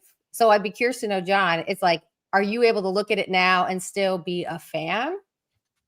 Well, that's a good question, because when I've kind of transversed from because I've gone 3 different steps, and when I went from strongman into wrestling, one of the things that I did, and I still kind of live by this to a certain extent, is that I like to continue to look forward. So I figure, I look back to reflect, to learn, but I surely am not going to look back to like relive something or to wish or blah blah blah, because that takes away from me and my new vision. Yes. And so I hold all of my experiences is like in like a really, really high regard. Like, there was the goods, the bads, and the uglies, but they were all absolutely amazing experiences. And so I guess to a certain extent, I don't really look back, and I have tons and tons of respect for all of the situations, but I can't say that I return to it as like a spectator. I continue to move forward and create more of my journey. See, I would like to hop in on this too. Yeah, please. Because so as a former college football player, right, we get home after watching 3 hours plus of film after a full day of practice, lift, school, all that. And my roommate, the long snapper, has like NFL Network on, and we just watched 3.5 hours of film. Yep. And we're like, turn that the F off, like turn something else on. You know what I mean? And post collegiate football, I totally get what you're saying about being a fan. Is I didn't watch a full football game for maybe 2-3 plus years. Like it took, I was like, all right, like this isn't football is in my past. I just need to be a human for a bit, like live a different life. And now that I'm 7+ years removed for it, now I can come back a little bit as a fan, right? But I can never look at the game the same again. You know what I mean? I kind of always look at it either as, someone on the field or as a coach. And, like this year I coached high school. I coached a high school team that helped me be a little bit more of a fan again. But I totally get what you're saying about like just having a completely different relationship with it when you're done. And this is great after hearing both of these guys talk, basically kind of wanting to go back to being a human again or going back to some different level. I don't have that interest. I have that interest in continuing being a very different human as I continue to move forward into my next journey. And so I guess that whole thing of, does that make sense? I don't have an interest in going back to normal. I don't have an interest in going back to whatever it was before, because I want to take this shit that I have and I want to keep moving forward with it. That's what makes me happy. I think it's for me, it's both, because I think when I say fan, I grew up playing ball. I grew up watching ball. I've been a fan. Like, I was in Toronto at a monumental time when the team came to Canada. So for me, being a fan is not going backwards. It's like, it's love. It's an experience. Like, that game gave me my world. And so when it was hard to be in that world and to not be able to be a fan, because I got to give you that. So much joy. I am huge, especially with my buddies that are still doing it. I'm huge fans of them. You know what I mean? But I guess the idea of disengaging to go back to before the experience, I just want to take that and just keep moving forward with it. Yeah, you can't do it. For me, I'm similarly to Alex. Like, when I left the team, I couldn't watch a game. I didn't go back to the arena for 2 seasons because I was like, I can't. I need to distance myself from this. I need to not be close to it. And then I slowly started to re-engage. And when you re-engage, you're never re-engaging from that same point, that same perspective. You're re-engaging with the love of what you have for the game and the experience that you have. And you're looking at it in an entirely new way. Yeah. All right, crew. Listen, great conversation. This is, I think we'll keep this going here as the week goes on. Alex, Johnny, I'm really glad we got Alex on the show here today off some great perspective. 115 pounds you lost, Alex. I'm looking at you right now, and you're talking about what you did. How tall are you? Well, how tall 6'5" are on you? a good day. 6'5" on a good day. Okay. I want to hear about that transformation. All right, listen, the main topic of the show today, nation. We know the consequences of drinking Coca Cola are disturbing, but what would happen, Johnny, Alex, Tina, producer Jimmy, if all you drank was Coca Cola? That's it. And yes, we know there's water in Coca Cola. So we're going to try something new this week. Rick Clutie, I know you're paying attention right now. Good time and so forth. We're going to dive into this video from my friend Steve Halford, who's going to be on the show here today, but I'm sure something came up. Here's one thing I've learned, is that life comes up for humans, and we don't want to judge why sometimes we miss things. So we are going to run a video right now that Steve's company, The Underknown What If, creates. What Steve does is he creates what if scenarios around. He takes what if moments and creates awesome content around it. So today we're going to dive into this first video of the weekly series. We're going to run all week around what if scenarios. Tomorrow we're going to do, Flynn, what if you had no bones? I think it is. What if you had no bones? Yeah. Right? What if you had no bones? Yeah, so I know Johnny and I was like, what if you had no bones? I'm so fucking excited about this right? week. So later this week, what if you uploaded your brain? What if you had the strength of a superhero, Johnny, which I know you do. So aged? Johnny, you can mail it in on Wednesday because you can do the video yourself. But listen, let's get into the video. We're gonna run it. It's about a 5-minute video. We've never done a reaction video like this before, so we're going to try this out. I'm going to play it. We're going to watch it collectively. I might pause along the way to talk about it. So, John, as you see things, put your hand up and I'll pause it kind of thing. Alex, you too. Flynn, you too. Let's run the video. Let's watch it together. Let's talk about it. And let's learn, nation, what happens if all you did was drink Coca-Cola. So, Johnny, Jimmy, Marty, Alex, I'm going to play the video. Let's get after it. Jimmy, I got the video here on the vertical, my friend. Let's do it. 3, 2, 1. Let's rock and roll. Get this started here. Yeah, that's good. That's good playing here. Where's the video? We can see it starting to pour. They're pouring it. Coca-Cola can do some pretty strange things. And the ingredients inside of it might be even more bizarre. Just imagine what it's doing inside your body after you drink it. Now let's take that one step further. And imagine only drinking Coca-Cola for the rest of your life. What effects does Coca-Cola have on your body? What would this do to your teeth? And how bad would replacing water with Coke be? This is What If. And here's what would happen if you only drank Coca Cola. Oh my God. Believe it or not, someone has done something like this before. A woman in Monaco stopped drinking water and only drank Coca Cola for 16 years straight. Did she survive? We need to get her on the show. Her body? And no, we don't. What would happen if you did the same? Doctors recommend that people should drink anywhere from 3 to 4 liters of water a day. 3 to 4 liters of water a day. Johnny, what do you tell your clients to drink? You told me you give them four bottles, right? 4 2-liter bottles. Well, but keep in mind that the size of the bottle is based upon the individual. Okay, gotcha. Okay. Yeah.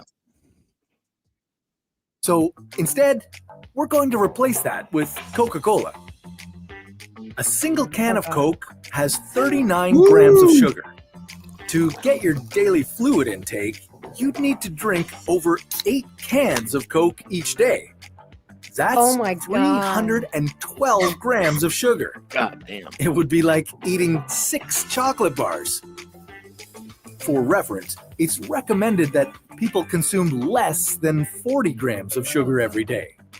So yeah, this would be a lot of extra sugar, not to mention the extra calories.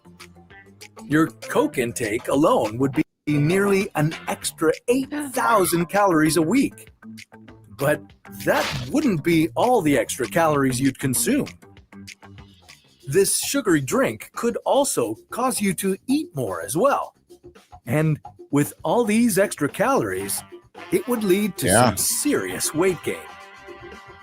As you drank more Coke, tooth decay would also be a severe issue. Each sip of Coke would coat your teeth, tongue, and gums for hours after you finished your soda. Unless you stuck to an incredibly strict toothbrushing schedule, the sugars would slowly break down your enamel. This could eventually lead to your teeth completely rotting. And once you're done drinking your sodas for the day, expect to be going to the washroom a lot. The caffeine in Coca-Cola is a natural diuretic, meaning that you're going to be peeing a lot more. Best movie of all time. But the caffeine would be the least of your worries. One of the main ingredients you'd need to worry about is the high fructose corn syrup.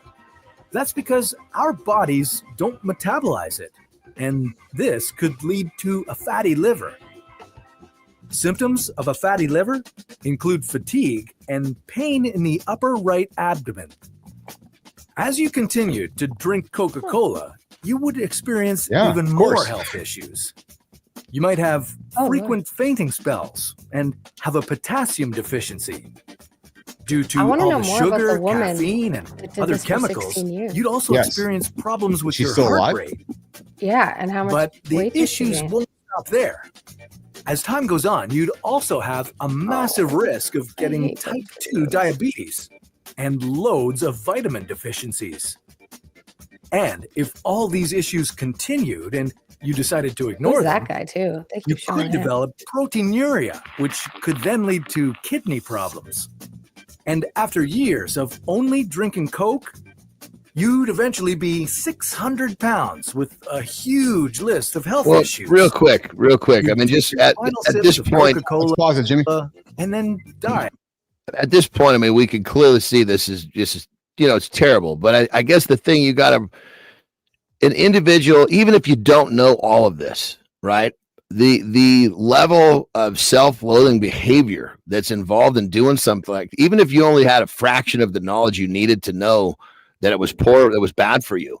I mean, some of the symptoms that be showing up, your teeth rotting, and it's like the level of to do something like this. A person has got to have such a low self-value. To me, it's fucking sad. Yeah.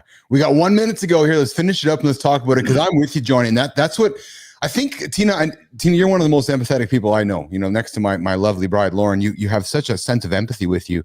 I lean into what Johnny's saying, because I think if you're just crushing Coke and crushing those sugars, you're looking at yourself in the mirror. It starts up here, right? So, and I have no judgment, just full of It's grace. unconscious. I don't think a lot. It I is. think a lot of this stuff happens in the sad. subconscious. It's not like we're walking around being like, I fucking hate myself. I'm going to drink all this Coke.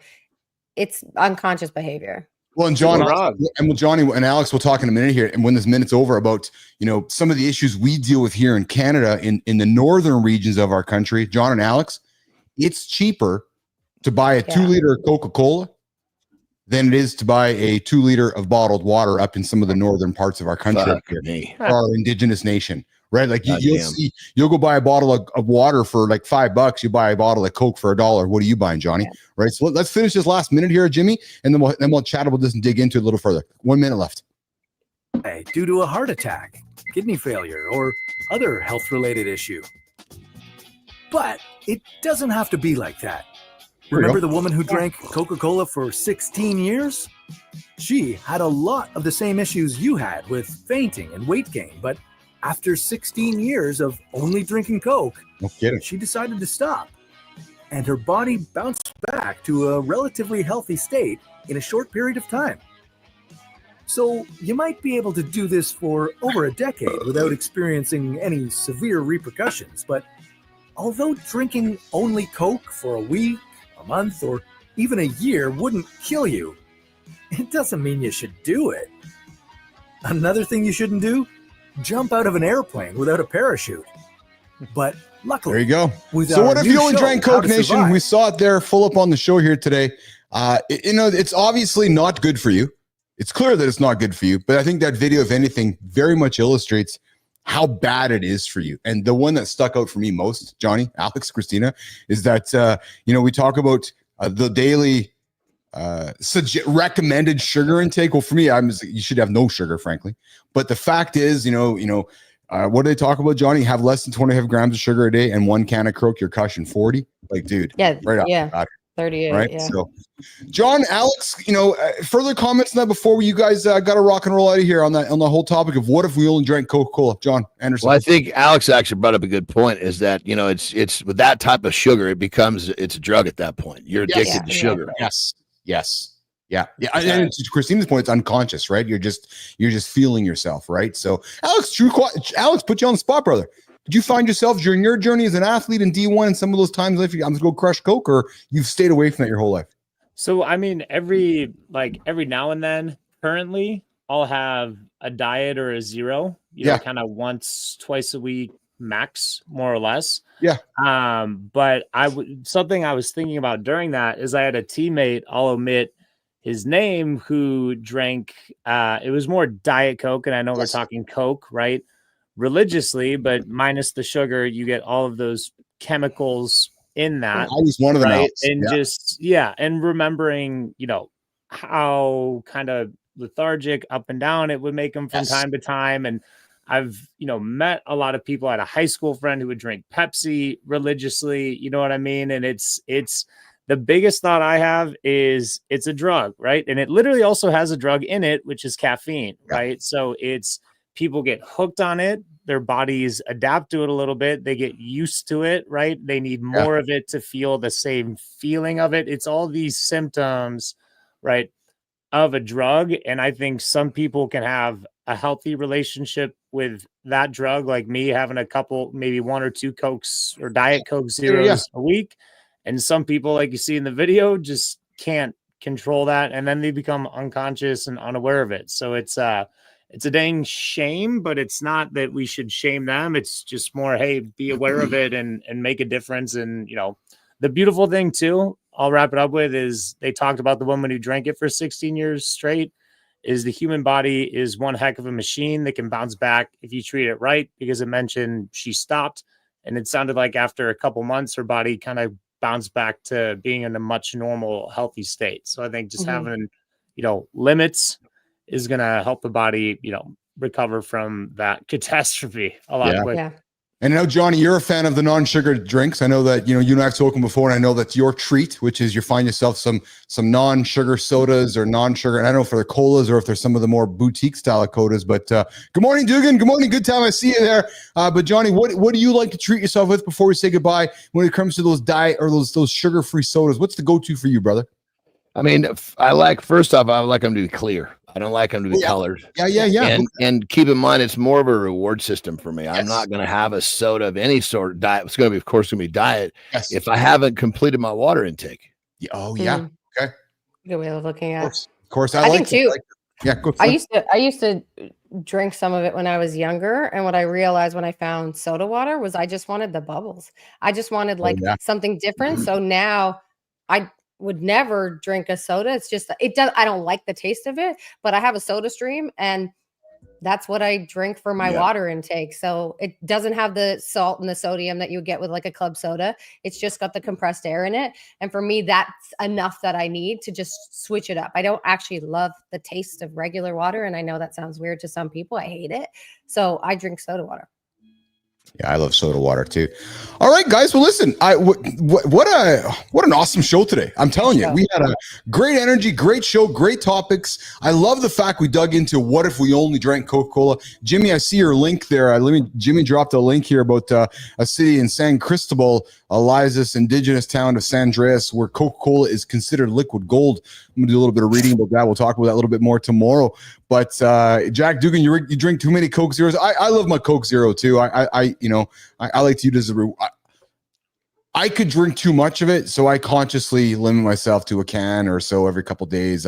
Because I enjoy the flavor and I can just crush it. Like I could just fucking dump it down the trap.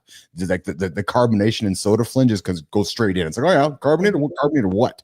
But what a great show. Alex, your first time here in the lab with us. How was your experience, brother? Honestly, great. I mean, Keith, it was so great being on. It was so great meeting all you guys. You guys are fun personalities. I love the topic. I love being able to chime in about, what I know working with John. And would love to hop on again. But thank you guys so much for letting me join. Yeah, you're going to be back tomorrow, right, Alex? John's going to be back tomorrow. He's here tomorrow too. So we got him for a second day. Let's do this. And Alex, I've done this with a lot of people, and I don't know if you make content now, but you have a natural ability to do it. You are very great on screen, and you are really well spoken and articulate. So if you're not already making content, I would definitely suggest that you do. Thank you. I really appreciate that. And it's my first year making content for my business. So I appreciate the encouragement because I need to keep up with that, to say the least. It's a receipt. Like I talked about in my brand Byte. Keep that. And when you're feeling like a little bit, down on yourself, keep the moments where people are saying, keep going, keep doing it. You know what we'll do, Flynn? Tomorrow we'll look at the script there, Flynn. Tomorrow let's find some time in the script for Alex. Let's see if we can find some time. Yeah. Alex, I want to find some time tomorrow in the script to meet you, okay, and talk and get to know you a little more. And we'll do that. So that's awesome. You guys, Johnny, I know you got to rock and roll. You got to get out of here for a break and so forth. Alex, what are you crushing today, my friend? What do you got going on today, Alex? I believe we're going leg day today, John. Yeah, we're going to do some legs. Some dirt biking maybe if we're lucky. Yeah, Alex's first time on a quad yesterday. He had a great time. Oh, yeah. That's awesome. That's awesome. That's awesome. All right, Johnny, Alex, I appreciate both of you. Anderson, I love you, brother. You enjoy your day today, my friend? Love you too, brother. Good. We'll see you guys in the morning. 100%. Yeah, we'll see you guys tomorrow morning, okay? All right, Keith Flynn, producer Jimmy on the buttons. We're going to keep the show going here, and we like this part of the show. We go to the community corner. Community corner. It's the spotlight. We got somebody here on the table living life on purpose. You know how I like to go about this. We're going to feature someone who's all about building a wildly profitable and fulfilling business that serves his life. No, Dugan, that's not you. Dugan, you got the new job. Hey, Christina, Dugan got his job started. I think it started this week. I want to hear. I know. Dugan, you got Thanksgiving week coming up here. We got to find a day on the schedule for you to join the lab and jump into the conversation and tell us about your job and tell us when you put your freaking Christmas tree up. Flynn, the guy celebrates Christmas all year. You know what?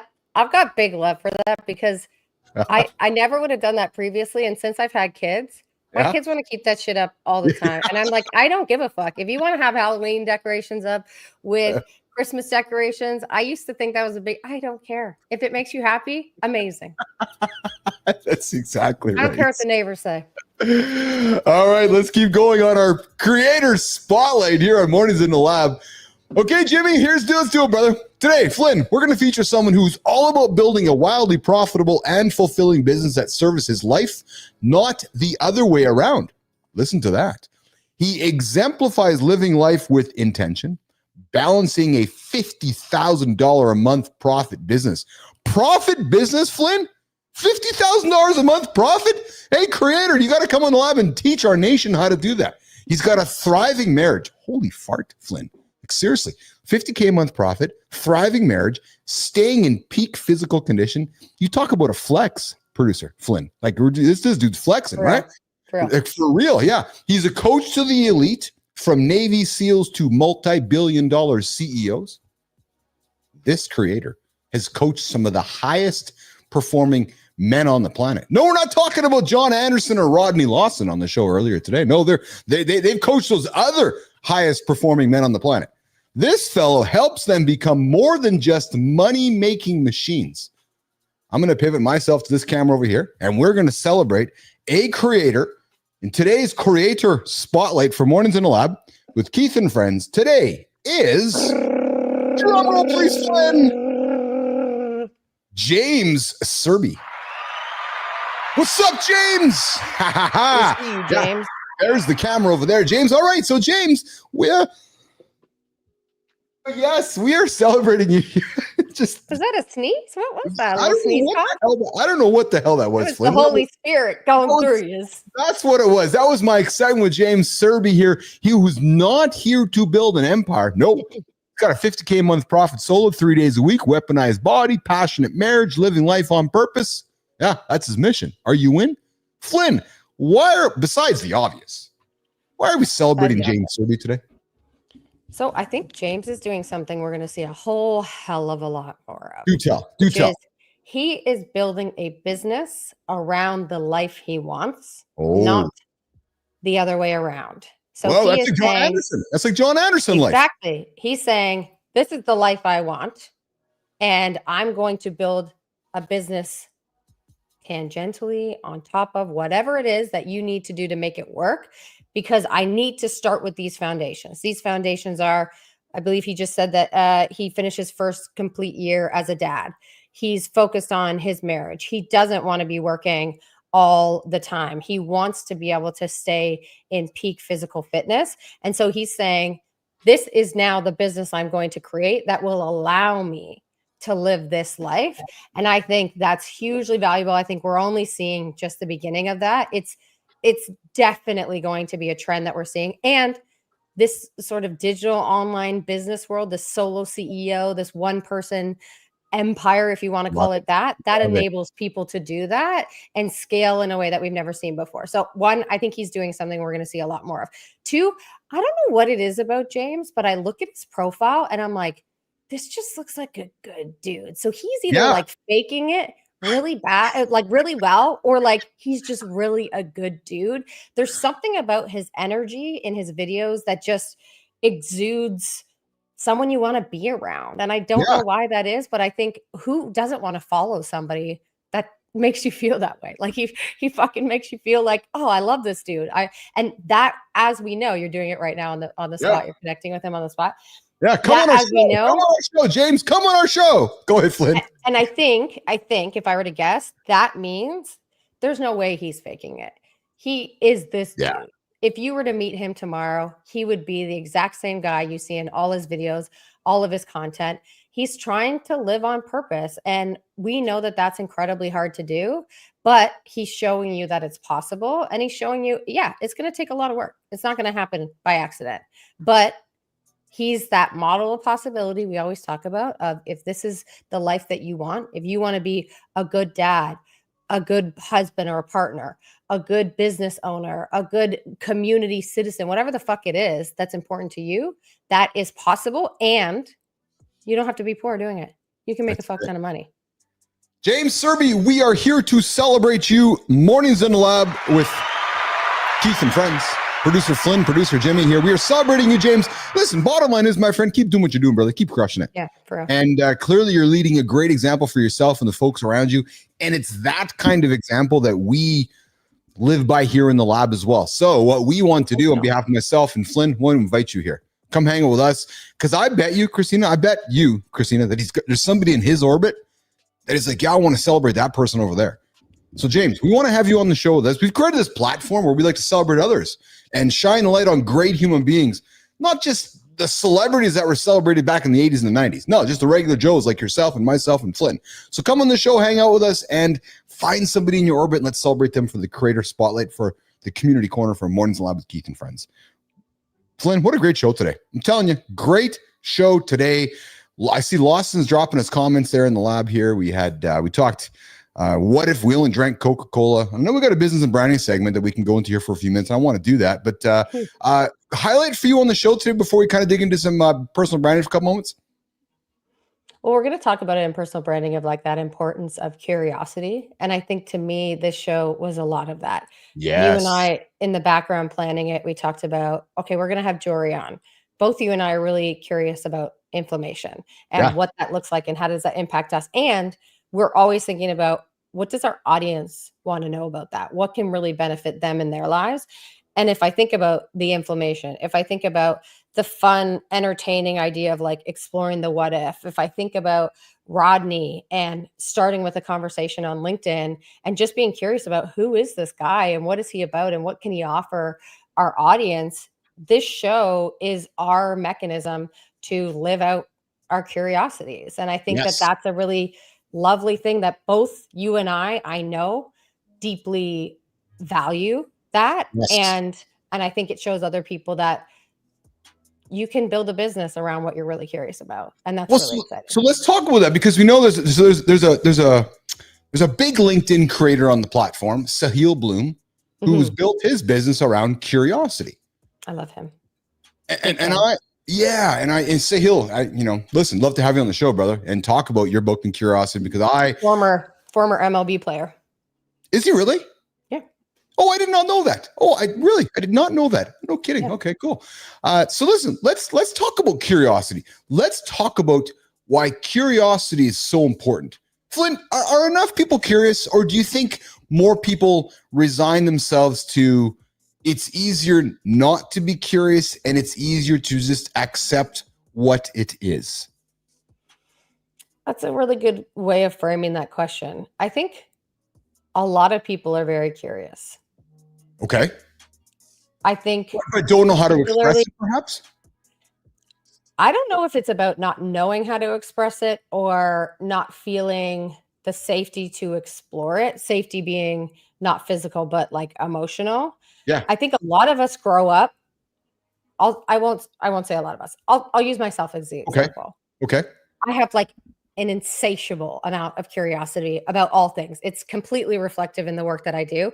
I get to interview people for my life, learn about them, and then tell them about themselves based on what we're seeing and with AI. So I get to fulfill my curiosity. But when I was younger, this was no different for me. I was curious about everything and I wanted to know about everything. And I would dive deep into things that made no sense. From sports, yes, of course. And then art, but like Taekwondo, which I never did, or like skateboarding, like things that just like got me, and I would go deep. So I had permission though. My parents, they allowed that in me. They were like, sure, if you want to fucking sign up for this magazine, if you want to like, and I would like become that person. I had this freedom to do it. But as we grow older, oftentimes we have that freedom when we're young. And as we grow older, it becomes less acceptable to be curious about a lot of things. If you look at the art world, for example, if you want to be an artist, you have to take one way of creating art, one specific focus, one type, one style, one form, and they tell you to go all in on that. Only go all in on that. They don't, traditionally, we're not told to expand and be curious about all things. You got to fucking pick one lane, be really, really great at it, be the master in that one thing, and go all in, and that's it. And I think because of that, we tend to lose our curiosity unless it's specifically for that one thing. And that one thing oftentimes is the path that's often traveled, not the one that's less traveled. It's the path of, you got to be a lawyer, you got to be a doctor, you got to be this. Well, in many ways, what you bring up, Flynn, is maybe what's also happening around us with, the social networks around us. It's easy not to be curious when you're living in an echo chamber. Mm-hmm. That is what I do not like. Mm-hmm. I'm going to go hang out in X, so we're all going to drink the same Kool-Aid. I'm going to go hang out. There's one thing I'm not liking about this conversation about everyone going to Blue Sky, so we can all have kumbaya. And that just drives me nuts. Okay, we're all going to flee over there, so we can all go have kumbaya. And I bring it up because when that happens, Christina, all curiosity gets lost. Yeah. Because we end up in that, we all flock to one part of the planet, one platform. We all just pat each other on the back.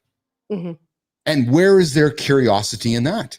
Like, there's a flaw in how, we as humans are going to continue to consume media. We need more curiosity than ever. It's just the beginning. And I, in some ways, I struggle with this because I'm the that's same why I brought way. it up. I know that's why I brought it up.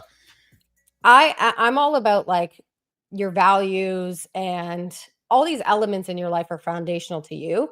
And I think we're going and shifting more towards this idea of like individualization and personalization. Yes. And this idea I've been thinking a lot about is like we've had the social graph, and then we've had the interest graph with like TikTok. And I think we're going to be moving towards a values graph, which is people connecting with like-minded people based on the values that they share. However, I understand that the big challenge with that is that we are shoving anything that's not like us, anything that's not aligned to who we are and what we think, and we're putting it aside and we're saying, I live here.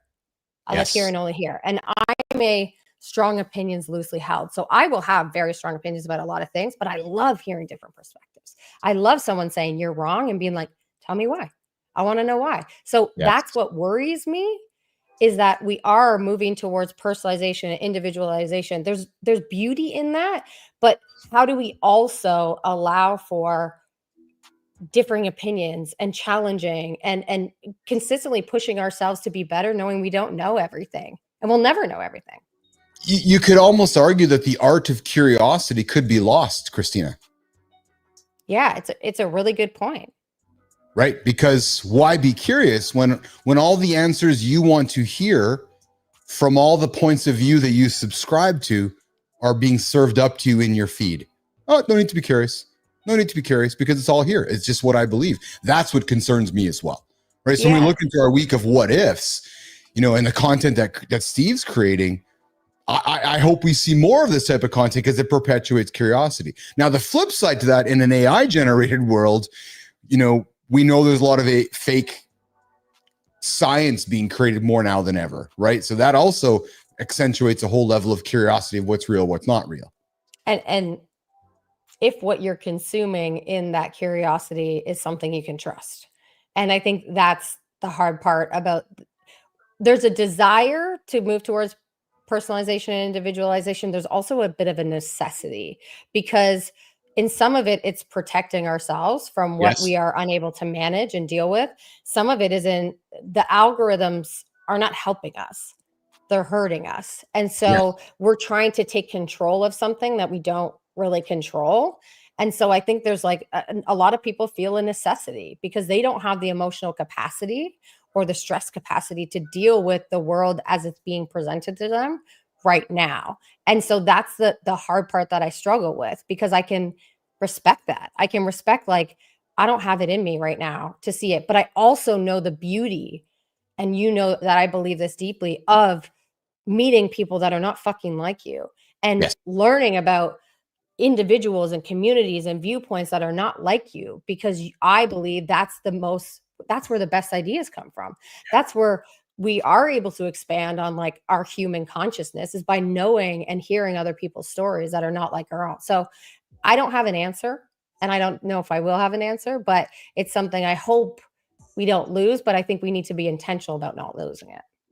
I know you'll have an answer for this. Let's create some content together. I got a great question for you, Jimmy. We're going to hang on this one for later. Flynn, you're a personal branding expert. Mm-hmm. I don't know anybody like you. You sit down with human beings that are looking to build their personal brand. They're waking up going, oh man, I hear about this personal branding stuff. I got this dated resume. I need to create the next 10, 15 years of my life. I need a head start. For those that are trying to build their personal brand, what practical steps can a human being take right now to start using their curiosity more effectively?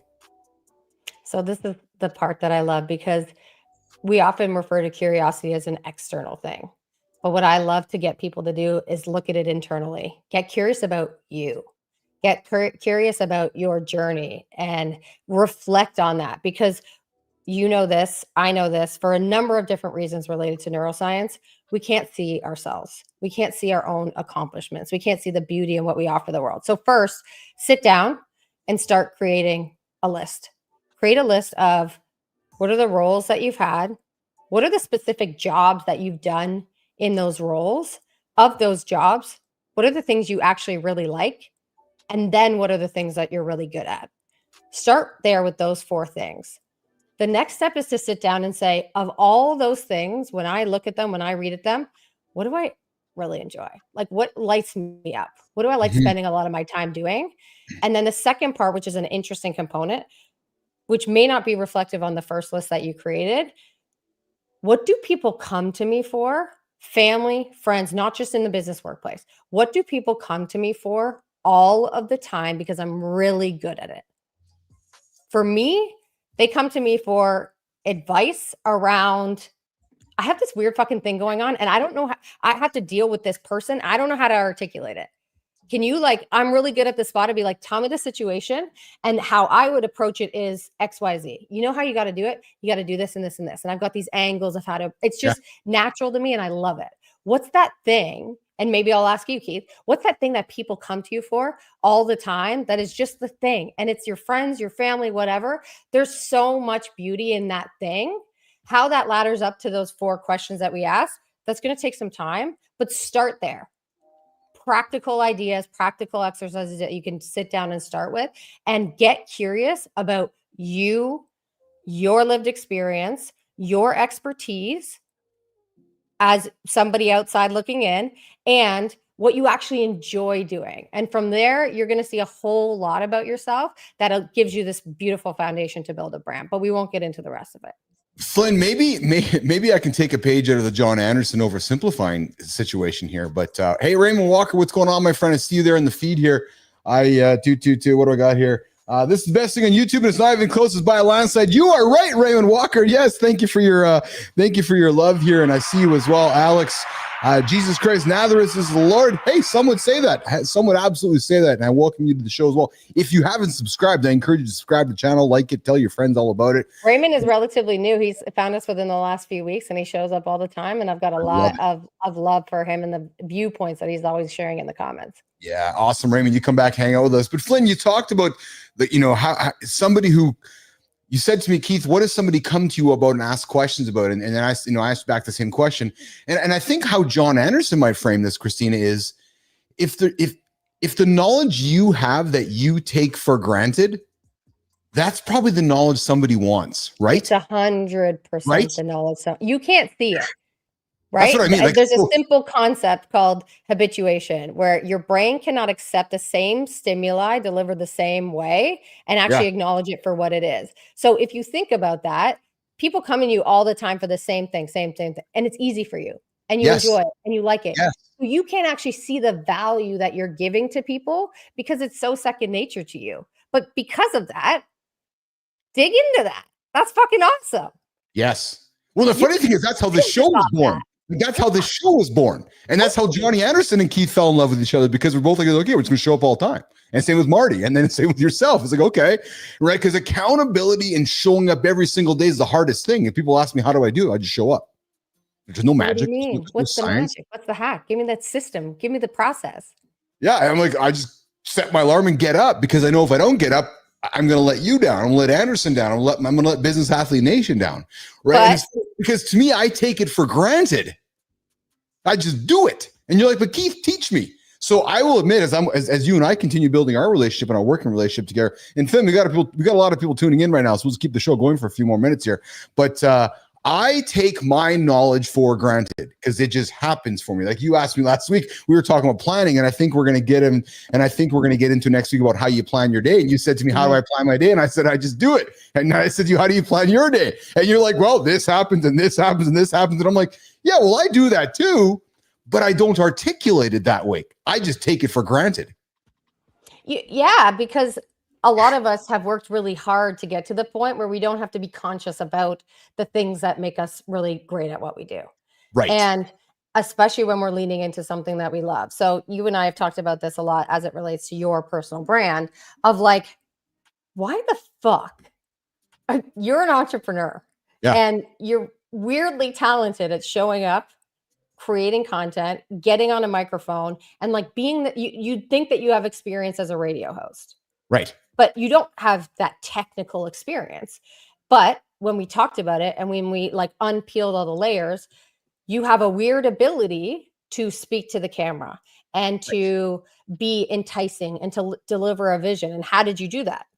Well, you built a company that was remote based at a time no one was remote based, and you had to develop relationships really quickly into the camera. Yes. And so weirdly, you've got this skill, but you never really attached it to that. And also you grew up with this love of MTV and culture and entertainment, which all of this ladders perfectly into. But we've talked about this before. Until you break that down, it would just be, I don't know, I just show up and I'm on a mic because I think it's kind of cool and it's fun. It's like, no, dude, there's actually a lot of fucking pieces of your story that show a direct line to what you're doing and why you're doing it and why you're good at it. Yeah. Yeah. So if you're tuning in right now and you're curious about a personal brand, you sit down with Flynn. Here's how it works. You sit down with Flynn. She does like a 90-minute, 120-minute interview with you, asks you a bunch of questions, learns about you. We feed that content into some AI. It does some analysis of you. And man, the magic that's served up after that, Flynn, is exceptional. It's so cool. It's one of the coolest things I've ever experienced myself. And we talk about some of the best products that people create are the solutions for themselves. And this was something that I was blessed with because I had this weird talent of doing it with NBA players and philanthropists and VCs. And then when I needed to do it with myself, I couldn't. And so I went to AI and was like, this is what you're going to do. You're going to take a process that I used to do manually and you're going to tell me about myself. And I'm going to tell you simple shit about my life. But because AI, the way that large language models work is they are predictive based on most likely patterns or the most likely next thing to say. It gives you this third-party perspective on yourself that AI is very fucking biased, but this one is unbiased to your own lived experience. And it's taking your own words and articulating them back to you in a way that actually makes sense. So the way that you're able to receive this information is not like your mom telling you you're great. Yeah. It's like this thing is objectively telling me all the things that I'm good at or all the patterns I can't see or the reasons why I'm doing what I'm doing in this moment right now. Is it 100% you just take it face value? No, but it allows you to develop prompts to further reflect on your life and to say like, holy shit, this actually isn't by accident that I've ended up here and dig into that a little bit further. Hey, you're hanging out with Keith and Christina here. Mornings Live with Keith and friends. I see you guys there in the feed there. I'm watching the numbers go up and down. Listen, stop, hang out, watch my hands. Oh, click the subscribe button. I'm Keith Bilous. That's Christina Flynn over there. We've created a morning show. Our purpose, we get out of bed every single day, 8 o'clock Eastern time, to get up and help you guys get up and achieve massive goals. That's what we do. And you know what, Flynn? Here's what everybody wants in the world these days. They want free. And guess how much we cost, Flynn? Free 99, bruh. We are free 99 nation. All that we ask is you get up, you hang out with us, you subscribe to the channel, and you try your best to get here the next day and get here the next day. And then along the way, just write down some big, hairy, audacious goal like Jack Dugan, like Good Time, like Raymond Walker, like Shinku, like folks that have come by the lab and hung out with us and said, yeah, I'm going to hang out with Flynn and the gang every single morning so I can be accountable to my biggest goals because these folks are getting up every single day. What's yours, Keith? What's your big, very audacious goal? To create the biggest morning show platform on the planet. We are owning mornings. The vision here is, men, you get off anywhere on the planet. You get off an airplane in the Middle East. You get off an airplane in North America. Get off an airplane in Europe. You're going to wake up with mornings in the lab. Maybe you're going to wake up with mornings in the lab with Joe Smith in Australia. But this is a platform you're seeing, nation. You're seeing the roots, the seeds of something that's massive. Right? We are owning the mornings, and it starts here in North America with Keith, Christina, John, Marty, every single day at 8 o'clock Eastern time. And like I said, I invite you guys to subscribe to the channel. Flynn, we added a bunch of subscribers today, so I'm kind of hanging out here because I can see the numbers in front of me. They're going up. They're hanging around. They're sticking around. I'm like, all right, subscribe. That's what we do. Okay, let's get out of here. We're going to do a quick rack up. We 2 hours. We started 8 o'clock Eastern time. We dug into Morning Loop. John Anderson, Lane Norton. Lane called Johnny out on eating the colostomy bag. Shit in a bag. If you missed the first hour, I invite you to go back to the first hour and learn about Johnny eating. That's shit. the grossest part to me. There's in the video, you see the plastic thing because you know he's fucking bit that corner off and spit it out. Like, dude can't, obviously he's not going to cut it off like a milk bag, right? But he's like then sucking the beef out of the corner that he's gnawed off. And there's, it's disgusting. So I invite you to go back to the first hour, go check that out. Johnny's crushing beef out of a bag. It looks like, I'm just going to say, it looks like shit coming out of a colostomy bag. Lane called it out. There's a looks like I just like almost threw up in my mouth. I just like gagged. It's then disgusting. and then segment 2, we had Rodney Lawson. Flynn dropping fucking nuggets left and right. Like, all right. My TEDx. favorite type of guest because we don't always know what we're going to get. I know. You can sense kind of. And we came on and I was just like, fuck. Well, we were talking in the back. I was like, fuck yeah, this guy's really good. He needs to be a part of this. Dude, he's just dropping bombs. He's just flying over and going, all right, drop a bomb. Whoa. Just make an impact left and right. Lawson, you come back here anytime, my friend. We're going to listen. We gave him the GOAT signal right off the bat here. So we had Lawson come in and then he was so great. We asked him to stick around for a deep dive. We learned more about Rodney Lawson. And then we had Jory join us for inflammation. Great topic because folks are walking around feeling inflamed, not knowing why. And the great thing is our resident GOAT, Jory Jansen, shows up on the show feeling inflamed. Kind of feeling inflamed. Yeah. Because of our night before, which is awesome, right? And then for the second hour, we got to know Alex Kaczynski, John's buddy over there in California. We get to know more. Guy lost 115 pounds. Nation. You look at this guy, I was like, no way. No way. He looks like that guy that just like always would have been what he looks like now. Unbelievable. 115 pounds. You got Dugan losing 40 pounds. You got Good Time going for a walk, dropping pounds, man. I love hearing these stories. So dope. Jared Gleaton losing 167 pounds, coming to share a story on the show. And then we dug into the main topic of the show, Flynn. What if you only drank Coca Cola? Nation, I invite you to go back, check that out. You're going to learn what happens. Disgusting. Yeah, it's pretty disgusting. That comes courtesy of our friend Steve Holford in the Underdome. What if? And then of course we got what ifs happening all week, and then Christina and I close off the segment here, digging into curiosity and the power of curiosity. So it's time to get out of here. We're running a little bit overtime. We looked at what happened if you replace water with Coca Cola, and tomorrow, Flynn, we're going to dig into what? What if you had no bones? It's so fucking cool. I'm so jacked about this week. I want to do it like once a month, a week. Are we? Well, listen. The topic what ifs every month. Are you kidding? Like that serves just you and I and what our brains want and need. Fuck with everybody else. Yeah, I'm like, I want to know everything. That's right. I want to know what it's like if we don't age. What is it? Tell me. True story. True story. All right, producer Jimmy, let's get to work. Flynn, I appreciate you. Great show today. Really great show. Johnny, Marty, Rodney, Alex. Good time. Who else, Flynn? Jory. Raymond Walker. We got Rick. We got who else? Mike McQuinlan, Liam Henderson. All these guys. You got a whole bunch of you guys here today. Hey, come back tomorrow, 8 o'clock Eastern time. What if you had no bones? I don't know. We're going to leave tomorrow. Flynn, we'll talk to you later. Let's get out of here, producer Jimmy. See you guys.